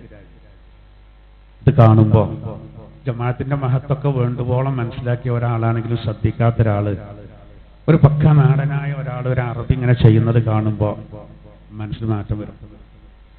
ഞമ്മക്കും അങ്ങനെയാണെന്ന് തോന്നും. നമ്മളൊക്കെ ഈ ഒരു രീതി ഇത് ദ്വാരക്കുകയും അത് അന്വർത്ഥമാക്കുന്നൊരവസ്ഥ ഉണ്ടായാൽ ഇസ്ലാമിന് ചെയ്യുന്ന ഏറ്റവും വലിയ സേവനേക്കാർ. തുർക്കിയിലെ മുസ്ലിം സഹോദരങ്ങൾ അവര് ആ നേരത്തിന് നിസ്കരിക്കുന്നതിലൊരു കണിശത കാണിച്ചതാണ്. ഈ ഇറ്റാലിയൻ പിന്നെ ആ കപ്പലിന്റെ അതിന്റെ ആ ക്യാപ്റ്റൻ, അദ്ദേഹം ആ ഇസ്രായേലി പട്ടാളക്കാരെ സാന്നിധ്യത്തിലാണ് അത്ര ഷാദിമ. അഭിമാനമല്ല, അതൊരു അന്തസ്സല്ലേ. അത് എല്ലാ കാര്യങ്ങളും അങ്ങനെയാണ്. അപ്പോൾ യുനെസ്കോയുടെ നിർദ്ദേശപ്രകാരം നമ്മളെ മലയാളിയായ ഒരാള് ഫലസ്തീനിൽ ഈ കുട്ടികൾക്ക് വിദ്യാഭ്യാസം കൊടുക്കാൻ വേണ്ടിയിട്ട് പോയ ഒരാളുണ്ട്. ഹിന്ദുവാണ്, മോഹൻ ബി മേനോൻ. നമ്മള് മോഹൻ ഭഗവതൊക്കെ കേട്ടിട്ടുണ്ട്. അതല്ല, മോഹൻ ബി മേനോൻ. അദ്ദേഹം ഒരു ഫലസ്തീൻ ഐക്യദാർഢ്യ പരിപാടിയിൽ അദ്ദേഹം ഒന്നിട്ട് വിതുമ്പിക്കരഞ്ഞു അദ്ദേഹം. അപ്പോൾ നമ്മുടെ മലയാളത്തിലെ ഒരു പ്രമുഖ ചാനല് അദ്ദേഹത്തെ ഇന്റർവ്യൂ ചെയ്തു. കാരണം അയാളൊരു ഹിന്ദു അല്ല. ഇവിടെ ചിലർ പറയുന്നത് 2023 ഈ ഹമാസ് ആദ്യമായിട്ട് ഇസ്രായേലിനെ പൊട്ടിച്ചപ്പോൾ അതിന് പകരമാണ് ഇപ്പോൾ ഈ ചെയ്യുന്നത് എന്നുള്ള പറയുന്നത്. അപ്പൊ ഈ ഇന്റർവ്യൂവിൽ ഇയാളോട് ചോദിച്ചു, നിങ്ങൾ എന്താണ് ഒന്ന് വിതുമ്പി പോകാനുള്ള കാരണം എന്താ ചോദിച്ചു. അപ്പൊ അദ്ദേഹം പറഞ്ഞെന്തറിയോ, നമ്മൾ ഇവിടെ വിചാരിക്കുന്നത് പോലല്ല. ഇവിടെ ഇപ്പൊ നമ്മൾ ചിലപ്പോൾ പട്ടാളക്കാരെ ഇസ്രായേലി നമ്മളെ പലസ്തീൻ ബാലന്മാര് കല്ലുകൊണ്ട് എറിണ്ടൊക്കെ കാണുമ്പോൾ ആ കുട്ടികൾ ഭയങ്കര വികൃതിയാ തോന്നും. അദ്ദേഹം പറയുന്നത് എന്താ, ഇത് 2023 മുതൽ തുടങ്ങിയല്ല, 75 കൊല്ലായി പലസ്തീനിലെ ജനങ്ങൾ പ്രയാസപ്പെടാൻ തുടങ്ങിയിട്ട്. സ്വന്തം മാതാവ് അല്ലെങ്കിൽ സ്വന്തം പെങ്ങള് ക്രൂരമായിട്ട് പട്ടാളക്കാര് ബലാത്സംഗം ചെയ്യപ്പെടുമ്പോ, പട്ടാളക്കാരാൽ ബലാത്സംഗം ചെയ്യപ്പെടുമ്പോ സ്വാഭാവികമായിട്ട് കുട്ടികൾ കല്ലെടുത്തെറിയും. ഓല് ഗത്യന്തരമില്ലാതെ ചെയ്യുന്ന ഓല് പ്രതിരോധിക്കുകയാണ്.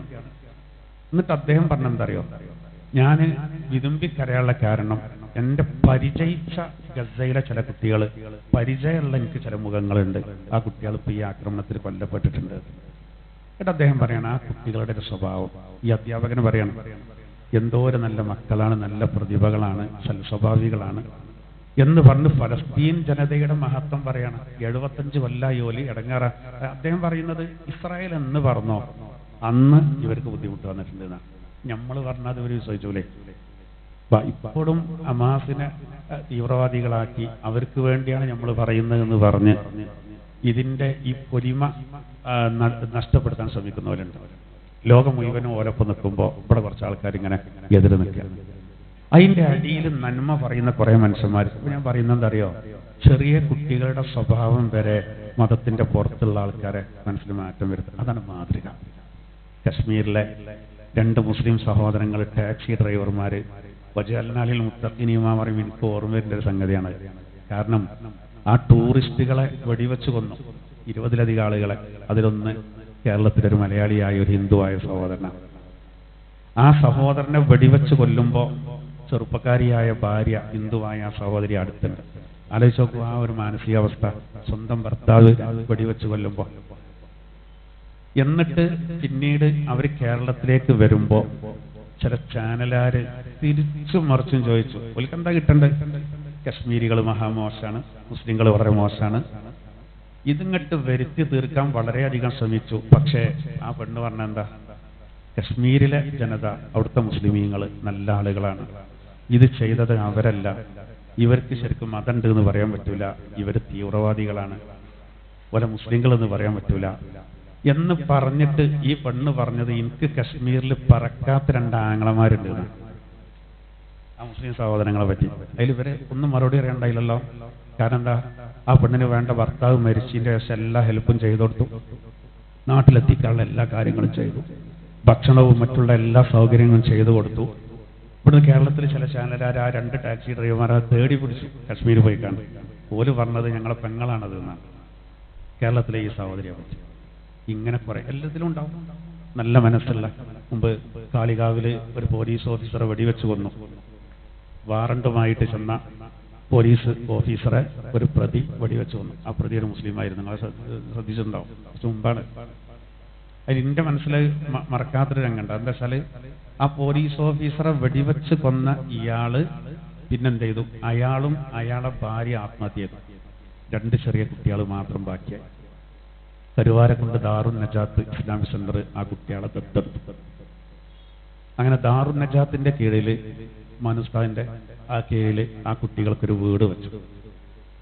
ആ വീടിന്റെ ഗൃഹപ്രവേശനത്തിന് വന്ന അതിഥി ആരാര്യങ്ങൾ ആ 2 മക്കളുടെ പിതാവ് വെടിവെച്ച് കൊന്ന ആ പോലീസ് ഓഫീസറുടെ മകൻ വിഷ്ണു എന്ന് പറഞ്ഞ പോലീസ് ഓഫീസറാണ്. അവിടെ എൻ്റെ പോയിന്റ്. അതാണ് നമ്മൾ ഈ മനുഷ്യത്തുള്ള ആളുകൾ എല്ലാ കൂട്ടത്തിലും ഉണ്ടാകാറുള്ളത്. ആ കുട്ടികൾ നിരപരാധികളാണ്. വാപ്പിയില്ല, അമ്മിയില്ല, പോയി. ആ കുട്ടികൾക്കൊരു വീട് വെച്ചിട്ട് ആ വീടിന്റെ ഗൃഹപ്രവേശനത്തിന് വന്നത് ആ മരണപ്പെട്ട പോലീസ് ഓഫീസറുടെ മകൻ പിന്നെ ജോലി കയറിയിട്ട് അയാള് ആ ഗൃഹപ്രവേശനത്തിന് ഒരു ഗിഫ്റ്റുമായിട്ട് വന്നിട്ട് ആ കുട്ടികൾ അണഞ്ഞൂട്ടി പിടിച്ച് നിൽക്കുന്ന ഒരു ഫോട്ടോക്ക് പോസ് ചെയ്ത രംഗം കണ്ണ് നിറക്കുന്ന രംഗമായിരുന്നു. ഞാൻ പറഞ്ഞെന്താ വെച്ചാല് മാതൃകാപരമായ പ്രവർത്തനം ആരും അത് അംഗീകരിക്കും. അപ്പൊ വജഅൽനാലിൽ മുത്തഖീന ഇമാമ എന്നുള്ളതിന് ഇന്നത്തെ ഏറ്റവും വലിയൊരു തെളിവാണ് ആ പിന്നെ ഇറ്റലിയിൽ നിന്നുള്ള ആ സഹോദരൻ ഇസ്ലാം സ്വീകരിച്ചതെന്ന്. നമ്മളും അങ്ങനെ ചിന്തിക്കുകയാണ്. നമ്മളെ നടപടിക്രമങ്ങൾ കാരണം ഇവിടെ നിന്നാണ്ട് പോകും. ചിലപ്പോൾ ചിലത് കണ്ടാൽ കല്യാണത്തിനൊക്കെ നമ്മളതാക്കാണ്ട് സിമ്മീസ് ഇട്ടാണ് ചാടുന്ന കണ്ടില്ലേ കുട്ടികൾ, ചെറുപ്പക്കാർ. എത്താ പതൊക്കെ അല്ലേ.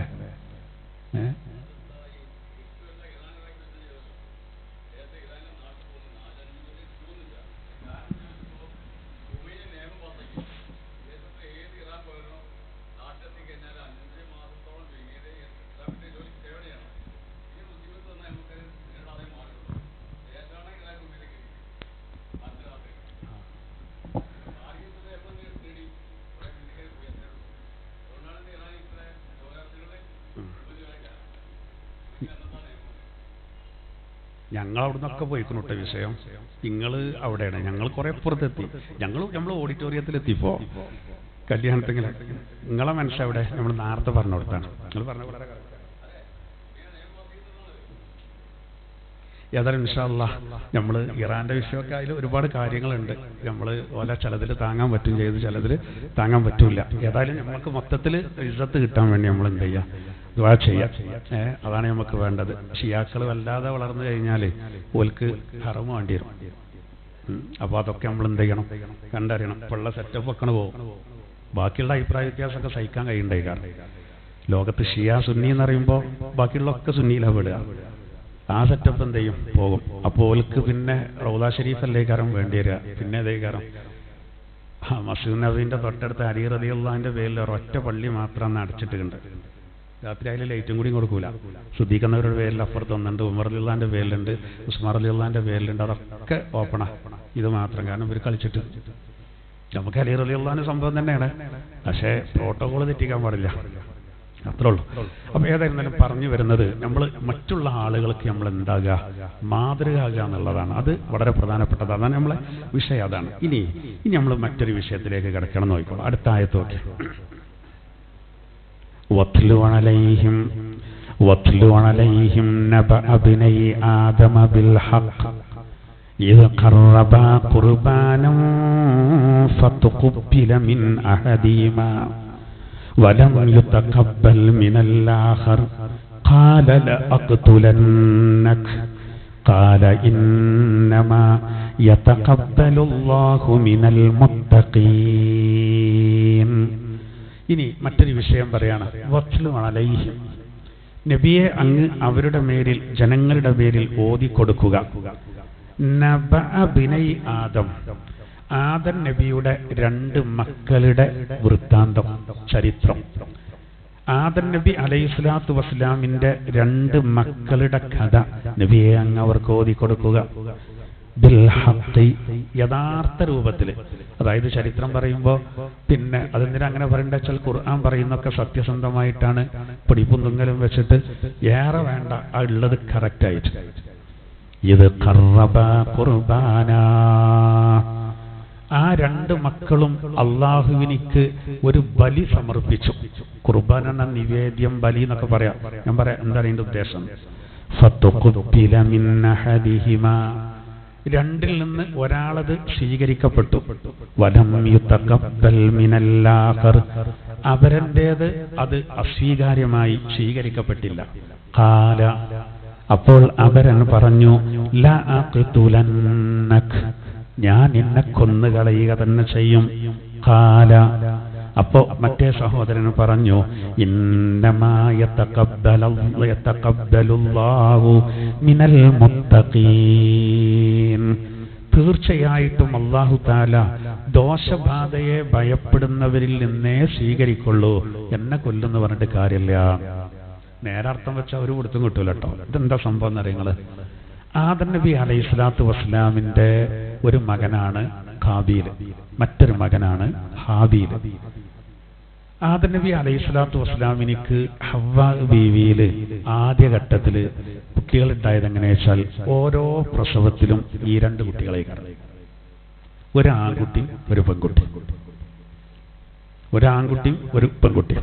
അങ്ങനെയാണ് ഇരട്ടകളെ വികാരം, ആണും പെണ്ണും. അങ്ങനെ അത് മനുഷ്യരുടെ തുടക്കമല്ലോ. അതുകൊണ്ട് ഒരു പ്രസവത്തിലെ ഉണ്ടായ 2 കുട്ടികളില് അടുത്ത പ്രസവത്തിൽ ഉണ്ടാകുന്ന 2 കുട്ടികൾ അങ്ങോട്ടും ഇങ്ങോട്ടും കെട്ടിക്കും. അങ്ങനെയാണ് ചെയ്യാം. അങ്ങനെ പിന്നെ ആദം നബി അലൈഹിസ്സലാത്തു വസ്സലാമിനിക്ക് ഹവ്വാ ബീവിയില് പിന്നെ ഇവര് 2 ആളുണ്ടായി. ആദ്യം ഖാബീൽ ഉണ്ടായി. ഖാബീലിന്റെ കൂടെ ഒരു പെൺകുട്ടി ജനിച്ചു. ആ കുട്ടിന്റെ പേര് ഖലീമ എന്നായിരുന്നു. ഖലീമ. അത് ഭയങ്കര സൗന്ദര്യമായിരുന്നു അത്ര ആ പെൺകുട്ടിക്ക്. അതിന്റെ ശേഷമാണ് ഹാബീൽ ഉണ്ടായത്. അടുത്ത പ്രസവത്തില് ഹാബീലിന്റെ കൂടെ ഒരു പെൺകുട്ടി ജനിച്ചു. ആ കുട്ടിന്റെ പേര് ലയൂദ എന്നായിരുന്നു. ഇപ്പോ അന്നത്തെ ഇതനുസരിച്ച് എങ്ങനെ കല്യാണം നടക്കും? ഹാബീൽ എന്ത് ചെയ്യണം? ഹാബീലിന്റെ കൂടെ ജനിച്ച സുന്ദരിയായ ഈ ഖലീമയെ കല്യാണം കഴിക്കണം. ഹാബീലിന്റെ കൂടെ ജനിച്ച ഈ പിന്നെ ലയൂദ എന്ന് പറഞ്ഞ പെൺകുട്ടിനെ കല്യാണം കഴിക്കണം. ഇവിടെ പ്രശ്നക്കാരനാരാ നിങ്ങള്? ഖാബീലാണ്. ഖാബീൽ അത് മനസ്സിലാക്കി കൺഫ്യൂഷൻ ആകാതിരിക്കാൻ അയാളുള്ള കൊലപാതകം നടത്തിയത്. കൊലപാതകം നടത്തിയ ആൾക്ക് എന്താ പറയാ? ഖാത്തിൽ എന്നാണ് പറയാ. ഖാത്തിൽ. ആ ഖാഫ് ഖാബീലാണ്. അങ്ങനെ മനസ്സിലാക്കിയാൽ മതി. അടയാളം വെച്ചാട്ടോ, മനസ്സിലാകാൻ വേണ്ടി പറയണം. അത് കൺഫ്യൂഷൻ ആകണ്ട. ഖാബീലാണ് മോശക്കാരന്. ഇവിടത്തെ പ്രശ്നം, ഇവര് മോശമാകാൻ ഓരോ കാരണം ഉണ്ടാവുമല്ലോ. പ്രശ്നം എന്താ വെച്ചാല് ഖാബീലിന്റെ ഒപ്പുള്ളത് ജനിച്ച കുട്ടി, പെൺകുട്ടി, പെങ്ങള് നല്ല ചോർക്കുള്ളതാണ്. അത് ആര് കെട്ടും? ഹാബീൽ കെട്ടും. ഹാബീലിന്റെ കൂടെ ജനിച്ച ആ സൗന്ദര്യം ഇല്ലാത്ത പെൺകുട്ടിനെ ആര് കെട്ടണം? ഖാബീൽ കെട്ടണം. അപ്പോ ഖാബീൽ പറയുന്നുണ്ട് ഇതെന്താ മാറ്റം വരുത്തി കൂടെയാണ്. ഓൻ പറയുന്നുണ്ട്, ഖാബീൽ പറയുന്നുണ്ട് എന്താ, ഖാബീലിന്റെ കൂടെ ജനിച്ച ആ പെങ്ങളെ തന്നെ എന്താ ഞാൻ കെട്ടിയാല് ഒക്കെ അതൊരു ഉമ്മാന്റെ പള്ളിയിൽ നിന്ന് വരണ്ടല്ലേ, ചൊറുക്കുള്ള ആയിക്കോട്ടെ എന്നുള്ളതാണ്. അപ്പൊ പിന്നെ എന്നാ പിന്നെ ഒരു കാര്യം ചെയ്യാം, എന്നാ പിന്നെ നറുക്കിടുക എന്ന് പറഞ്ഞ പോലെ അതിനാണ് ഖുർബാൻ സമർപ്പിക്കാറ്. പിന്നെ ആദം നബി അലൈഹിസ്സലാത്തു വസ്സലാം, നമ്മള് വാപ്പാരൊക്കെ കുട്ടികളെ അഭിരുചിക്കനുസരിച്ചാണല്ലോ ഓല് ഏത് മേഖലയാണ് തിരഞ്ഞെടുക്കുക അല്ലേ? അങ്ങനെയുള്ളോ നമ്മൾ തിരഞ്ഞെടുക്കണ്ടോ? അങ്ങനെയാണ്. അതിനൊരു തെളിവും കൂടിയാണ്. അതായത് പിന്നെ ഖാബീലിനെ സംബന്ധിച്ചിടത്തോളം ഇവന് മഹാവളവനായിരുന്നു. ആദം നബി അലൈഹിസ്സലാത്തു വസ്സലാമിനിക്ക് ഉപജീവനത്തിന്റെ വഴിയായിട്ട് കുറെ ആടുകളും ഇതൊക്കെ നാക്കാലികളെ വിൽക്കുന്ന ആ ചുറ്റുപാടുണ്ടായിരുന്നു. പിന്നെ കൃഷിപ്പണി അറിയാമായിരുന്നു. അപ്പോ ഓരോരുത്തർക്ക് പറ്റിയത് ഏൽപ്പിച്ചു. അതില് ഹാബീലിന് ഇതിന് നല്ല താല്പര്യമാണ്, ആടുകളെ വളർത്താനും അത് കൊണ്ടെടുക്കാനൊക്കെ. അപ്പൊ ആ ചുമതല ആർക്ക് കൊടുത്തു? ഹാബീൽ കൊടുത്തു. മറ്റേ ആള് കുറച്ച് അതിലൊക്കെ ബാക്കിലാണ്. അപ്പൊ കൃഷിന്റെ കാര്യം ആരെ ഏൽപ്പിച്ചു? മൂപ്പരെ ഏൽപ്പിച്ചു. അടുക്കാരുള്ളത് നമ്മളിപ്പോ എന്റെ കുട്ടിനെ എന്തായിരുന്നല്ലേ ഹാഫിദാക്കുന്ന് പറഞ്ഞ എവിടെയും കൊണ്ടാക്കി അവൻ ചാടും തന്നെ. ഏത് മേലും കുട്ടികൾക്ക് താല്പര്യമില്ലെങ്കിൽ നമ്മൾ വല്ലാതെ അയിമക്ക് കൂടരുത്. ചില ഉമ്മാരെല്ലാരോടും പറയേ പ്രസവിച്ചിട്ടുണ്ടാവുള്ളൂ, അവനെന്തായാലും ഹാഫിദാക്കും, അവനെന്തായാലും ഹാഫിദാക്കും. ചിലർ എന്തും കൂടി കൂട്ടുന്നറിയോ? ഖത്തറിലൊക്കെ നല്ല സാധ്യത ഉണ്ടോ പോലെ പള്ളിയിൽ നിൽക്കാൻ അവൻ കൂടി പറയാം എന്റെ കൂടെ. അങ്ങനെ പറയാ. അങ്ങനെ ഒരു ഭൗതിക താല്പര്യം കൂടി അതിൽ കാണും. ആവട്ടെ, ഭൗതിക താല്പര്യമല്ല, നല്ല പൈസ ഇട്ടെന്നൊക്കെ പറയാം എന്റെ കൂട്ടത്തിൽ. കുട്ടിയാക്കേനും മൂട് വേണ്ടേ? നമ്മളിപ്പോ എല്ലാവരും ഡോക്ടറാക്കണം എല്ലാം നടക്കൂലല്ലോ. ഒരു ഡോക്ടർക്ക് ഡോക്ടറെ തന്നെ മക്കൾ ഡോക്ടർ ആയിക്കോളന്നില്ല. ആലിൻ്റെ വീട്ടിൽ ആലും മുളക്കില്ലാറിനായിരിക്കും. അത് നമ്മൾ കരുതും പോലെ നല്ല വരിക. ചിലപ്പോൾ പക്ക നാടന്മാരേക്കാരം. വാപ്പ വലിയ പോയത്തെ കറി. ഇപ്പം ഞാൻ അറിയേണ്ട ഒരു കുട്ടിയുണ്ട്, നമ്മളൊരു 10ാം ക്ലാസ്സിൻ്റെ സംഘാടന, ഭയങ്കര പ്രതിഭയാണ്. ഇവന്റെ വാപ്പ പടച്ചോനെ അയാൾ കാട്ടേണ്ട പോയത്തം കണ്ടാലേ. എന്നിട്ട് ഇവന്റെ പെങ്ങളെ കല്യാണത്തിന് ഓന്നനോട് പറഞ്ഞ ഇവന്റെ പെങ്ങളെ കല്യാണത്തിന് കാര്യങ്ങൾ വാപ്പ പറയണല്ലോ. ഇയാള് ഇപ്പം വാപ്പനല്ലോ നോക്കും, പക്ഷെ വാപ്പ തനി പോയത്തം പറയും. അപ്പോ ഇവന്റെ പെങ്ങളെ കെട്ടേണ്ട അങ്ങോട്ട് ഈ കാര്യങ്ങൾ വിളിച്ചു പറയുമ്പോ ആദ്യമായി വാപ്പ അറിയാണ്ട് ഓനെ വിളിച്ച ആര് ഇവൻ വിളിച്ചു കാര്യങ്ങൾ ശരിക്കും പറയാൻ വേണ്ടിയിട്ട്. കാരണം വാപ്പ പറഞ്ഞ എന്തായിരുന്നാലും പാളെന്ന് ഉറപ്പാണ്. അപ്പൊ ഇവൻ വിളിക്കും ഓളപ്പേണ് പറഞ്ഞാണ്ട്. കല്യാണമൊക്കെ കഴിഞ്ഞ് പിന്നെ കുറച്ച് കഴിയുമ്പോൾ അത് പോയത്തെ കാരണം മനസ്സിലായ വലിയ കുഴപ്പമില്ലല്ലോ. ആദ്യം തന്നെ പാളുണ്ടായത് കണ്ട് നല്ലോ നോക്കൂട്ടോ, നല്ലോ നോക്കും ഉണ്ടാവും. നമ്മൾ കരുതിയമാർക്കല്ലേ വരിക. എന്നാൽ വലിയ വലിയ ബുദ്ധിജീവികൾ അവിടെ കുട്ടികൾക്ക് വൈകല്യമുള്ള നമ്മൾ കാണുന്നില്ലേ, റബ്ബിന്റെ അടുത്താണ്. അപ്പൊ നമ്മൾ തീരുമാനിച്ചിട്ട് കാര്യമില്ല, കുട്ടികളുടെ അഭിരുചി നോക്കണം എന്നാണ്. ഓരോരുത്തർക്ക് ഓരോ മൈൻഡേ കയറും അതിനനുസരിച്ച് തന്നെ വിടണം. പറ്റുന്ന മേഖലയിലേക്ക് തിരിക്കുക എന്നുള്ളതാണ്. അതാണ് ആദം നബി അലൈഹി സ്വലാത്തു വസ്സലാം ഇവിടെ ചെയ്തത്. അങ്ങനെ ഈ വിവാഹത്തിന്റെ വിഷയത്തിൽ തർക്കമായപ്പോൾ ആദം നബി അലൈഹി സ്വലാത്തു വസ്സലാം പറഞ്ഞു, എന്നാ ഒരു കാര്യം ചെയ്യും. അന്നത്തെ ഒരു ചുറ്റുപാട് എന്താ അറിയോ? അന്നത്തെ ഒരു ആരാധന എന്താ വെച്ചാല് ഒരാളെ അല്ലാഹു തആല സ്വീകരിച്ചോ ഇല്ലെന്ന് അറിയാന് വളരെ ഇഖ്ലാസോട് കൂടെ അള്ളാഹ്ക്ക് ഒരു സാധനം സമർപ്പിക്കുകയാണ് ചെയ്യുക. ഇഷ്ടപ്പെട്ട സാധനം റബ്ബിന് വേണ്ടിയാണ് മാറ്റി നിർത്തും. അത് അള്ളാഹ് സ്വീകരിച്ചു എന്നുണ്ടെങ്കിൽ എന്താവുന്നറിയോ? വെളുത്ത നിറത്തിലുള്ള അഗ്നി സാധാരണ നല്ല ഗോൾഡ് കളറിലെ വെളുത്ത നിറത്തിലുള്ള അഗ്നി വന്നിട്ട് അതിനാണ് കൊണ്ടുപോകും. ആ കൊണ്ടുപോയ അതിന്റെ അർത്ഥം എന്താണ്? അള്ളാഹു സ്വീകരിച്ചു എന്നാണ്. അപ്പോ ആദം നബി അലൈഹി സ്വലാത്തു വസ്സലാം മക്കളോട് പറഞ്ഞു, എന്നാ പിന്നെ ഒരു കാര്യം ചെയ്യാ, നിങ്ങൾ രണ്ടാളും അള്ളാഹ്ക്ക് ഖുർബാൻ സമർപ്പിക്കുക. രണ്ടാളും ഖുർബാൻ സമർപ്പിക്കുക, നിവേദ്യം അല്ലെങ്കിൽ ബലി എന്നൊക്കെ പറയാം. എന്നിട്ട് ആരതാണ് അള്ളാഹു തആല സ്വീകരിക്കുന്നത് പോലെ എന്ത് ചെയ്യും? യഖീമയെ കല്യാണം കഴിക്കും. അതിലെന്ത് ചെയ്തു? രണ്ടാളും പറഞ്ഞു. അപ്പോ മറ്റേക്ക് തീരെ താല്പര്യം കേട്ടോ, റോട്ടിക്കത്തെ പരിപാടി എന്നുള്ള. അപ്പൊ അതിനനുസരിച്ച് ഇഖ്ലാസിൽ ഞാൻ പോകുമല്ലോ. അങ്ങനെ കാബീൽ എന്ത് ചെയ്തു വെച്ചാല് ഈ നിവേദ്യം സമർപ്പിക്കുമ്പോ ഇത് എന്തായിരുന്നാലും ഇത് കരിഞ്ഞു പോകാനുള്ള. അപ്പോ മൂമിനികൾ നല്ല ആളുകൾ ആത്മാർത്ഥമുള്ളവർ എന്ത് ചെയ്യും? ഏറ്റവും നല്ല തന്നെ റബ്ബിന്റെ മാർഗത്തിൽ കൊടുക്കും സ്വീകരിക്കാൻ വേണ്ടിയിട്ട്. അപ്പൊ ഹാബീൽ എന്ത് ചെയ്തു? മൂപ്പര് നല്ലൊരു മൃഗം, ആ മൃഗത്തെ ഏറ്റവും തടിച്ചു കൊടുത്ത ഒരു മൃഗത്തെ തന്നെ എന്ത് ചെയ്തു? ഏറ്റവും മുന്തിയത്, ഏറ്റവും നല്ലത് നോക്കിയിട്ട് അള്ളാഹുവിനിക്കാണെന്നുള്ള നിയ്യത്ത് വെച്ചിട്ട്, ഖുർബാനാണെന്ന് പറഞ്ഞ നിയ്യത്ത് വെച്ചിട്ട് ഒരു നിശ്ചയ സ്ഥലത്ത് അവിടെ വെച്ചു. മറ്റയാളെന്ത് ചെയ്തു? വേണോ വേണ്ടെന്ന് എഴുതിയിട്ട് കുറച്ച് ധാന്യം കൊടുത്തു വെച്ചു. അത് ചരിത്രത്തിൽ കണക്കാന്ന അരി അറിഞ്ഞില്ലേ? ഞങ്ങളവിടെ ഒരു അബ്ദുവാക്ക, അയാളെ കടയിൽ വന്നാണ്ട് ഒരാൾ അരി എതിർത്തോളി കുറച്ച് തന്നപ്പോഴേ അയാൾ പറഞ്ഞു അത് ഒഴിവാക്കിയതാണ്, അത് വേണ്ട, അത് ഭയങ്കര കല്ലാണ്. അല്ല അത് മതി ഫിത്ർ സക്കാത്തിനായതുകൊണ്ടാണ്. അയാൾ എന്നോട് പറഞ്ഞാണ്, വല്ലാത്ത മനുഷ്യന്മാരാലെയാണ്. മരിച്ചുട്ടോ, അബ്ദുവാക്ക മരിച്ചു, അള്ളാഹു മഗ്ഫിറത്ത് നൽകുമാറാവട്ടെ. അദ്ദേഹത്തിന്റെ കടയിൽ വന്നിട്ട് അയാൾ എന്നോട് പറഞ്ഞാണ്, എത്ര ആൾക്കാരെ കഥലയാണ്, ഇന്ന ആളിനോട് ഞാൻ പറഞ്ഞത് കൊണ്ടോണ്ട് അത് ഭയങ്കര കല്ലാണ് പറഞ്ഞപ്പോ ഫിത്ർ സക്കാത്തിനാണ് മതി. ഇങ്ങനത്തെ ആൾക്കാരുണ്ടാവും. അതുകൊണ്ട് കാര്യമില്ല, ആരെ ബോധ്യപ്പെടുത്താനാ കൊടുക്കണ്ടേ എന്ന മാതിരിക്ക് ഇയാൾ എന്ത് ചെയ്തു അറിയോ? ഇയാൾക്ക് കൃഷിയാണല്ലോ. അപ്പൊ ഈ ധാന്യങ്ങളിൽ നിന്ന് ഏറ്റവും മോശപ്പെട്ട ധാന്യം എന്ത് ചെയ്തു? കടമ കഴിക്കാൻ വേണ്ടി അവിടെ കൊടുന്നു വെച്ചു. അതാ ചെൽക്ക് അവിടെ കടന്ന് ഈ ചേർത്ത് ഒന്നും സംഭവിച്ചില്ല. എന്ത് ചെയ്തു? ഇത് പിന്നെ ഇദ്ദേഹത്തിന്റെ ഹാബീലിന്റെ ആ കന്നിനെ എന്ത് ചെയ്തു? തീ വന്ന് കൊണ്ടുപോയി. അതോടുകൂടെ അദ്ദേഹത്തിന്റെ സ്വീകരിപ്പെട്ടു എന്ന് മനസ്സിലായി. മറ്റേ അത് അന്നത്തെ ഒരു ചുറ്റുപാട് എങ്ങനെ ഇതുപോലെ യൂനുസ് നബിന്റെ കാലത്തുണ്ടായിരുന്നല്ലോ. പിന്നെ യജമാനന്റെ സമ്മതമില്ലാതെ ഒരാളൊരു തെറ്റുകാരനായിട്ട് കപ്പലിൽ പോവാണ്. ഈ കപ്പൽ നടുക്കടലിൽ നിൽക്കുന്നു. അപ്പൊ നറുക്കിടും. ചോദിക്കും കപ്പിത്താന്, ആരോ ഒരാൾ തെറ്റുകാരതിയിലുണ്ട്. അത് പറഞ്ഞില്ലെങ്കിൽ നറുക്കിടും. ആരാ തെറ്റുകാരൻ അവരിലേക്ക് കണക്ക്. അത് അന്നത്തെ ചുറ്റുപാടാണ്. നമുക്ക് ഇന്നത്തെ അങ്ങനത്തെ സാഹചര്യങ്ങളൊന്നുമില്ല. അപ്പം തന്നെയാണ് കാണിച്ചു തരേണ്ട സംവിധാനങ്ങൾ നമുക്ക് മുടക്കി പഠിച്ചു. അല്ലെങ്കിൽ പല കള്ളിയിൽ നിന്ന് പൊളിയിലെ ഈ നമ്മൾ ഈ അക്കീക്കത്തറക്കുണ്ടൊക്കെ അതിലൊക്കെ ഒന്ന് ആത്മാർത്ഥത തെളിയിക്കാൻ വലിയ മാർഗം ഉണ്ടെങ്കിലേ മുഴുവൻ പോവും മിക്കവാറും. കാരണം എന്താ വെച്ചാൽ നമ്മളത് ഓലെന്താ വിചാരിക്കാവോന്ന് കരുതിയാണ്ട് കടം വാങ്ങിക്കാണ്ട് ഓരോരോ മസാല മനുഷ്യന്മാരെ ബുദ്ധിമുട്ടാക്കാനെന്ന് പറഞ്ഞ് ഇടങ്ങാറായി ഇറക്കണം. ഇടങ്ങാറായി ഇറക്കണം. കൂലി പലപ്പോഴും ആഗ്രഹിക്കാത്താണ് പ്രശ്നം. കൂലി ആഗ്രഹിക്കാത്ത പ്രശ്നം ഇടങ്ങാറായിട്ട് ചേർന്നില്ലെങ്കിൽ പ്രശ്നമാണ്. ഇത് ചേരേണ്ടോലുണ്ടാവും. കുടുങ്ങിയിട്ടുണ്ടല്ലോ. അപ്പോൾ ഒരാൾ എന്നോട് പറഞ്ഞു കഴിഞ്ഞ വലിയൊരുന്നാക്ക് അയാൾ സാമ്പത്തികമായിട്ട് ഭയങ്കര ബുദ്ധിമുട്ടിലാണ്. പക്ഷെ കമ്മിറ്റിക്കാർ പറഞ്ഞാൽ എൻ്റെ 2 ഇരിയൂട്ട് പറഞ്ഞു. 2 കോരി 24,000 റുപ്യ 12,000 ആട്ടോ പറഞ്ഞാണ്ട് അതിൻ്റെ ഇങ്ങോട്ട് ഒന്നും പറയണ്ടാറുണ്ട്.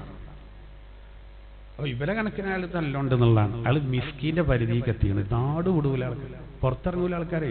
ഇത് പിരിവാര് വരുന്ന എഴുതിയാണ്ട് നമ്മൾ ആഹാളിയും തരമൊക്കെ നോക്കാഞ്ഞാലേ ഒരവസ്ഥ എന്താണെന്ന് അറിയാതെ നമ്മൾ എന്ത് ചെയ്യരുത്. നമുക്കൊരു കാഴ്ചപ്പാടുണ്ടാവും. നമ്മളിപ്പോഴും അവിടെ തന്നെ കയറും. അത് ചെയ്യരുത്. അപ്പൊ ഇന്ന് നമുക്ക് പലപ്പോഴും എന്ത് ചെയ്യാം, അത് അറിയാനുള്ള മാർഗമല്ല. പണ്ടത്തെ ഒരു കാര്യമാണ്. അങ്ങനെ ചുരുക്കം പറയാം. ഇതോടുകൂടെ എന്തായി അറിയാം, ഇപ്പൊ കല്യാണം പോയി മാത്രമല്ല ഇവിടെ എരപ്പായി.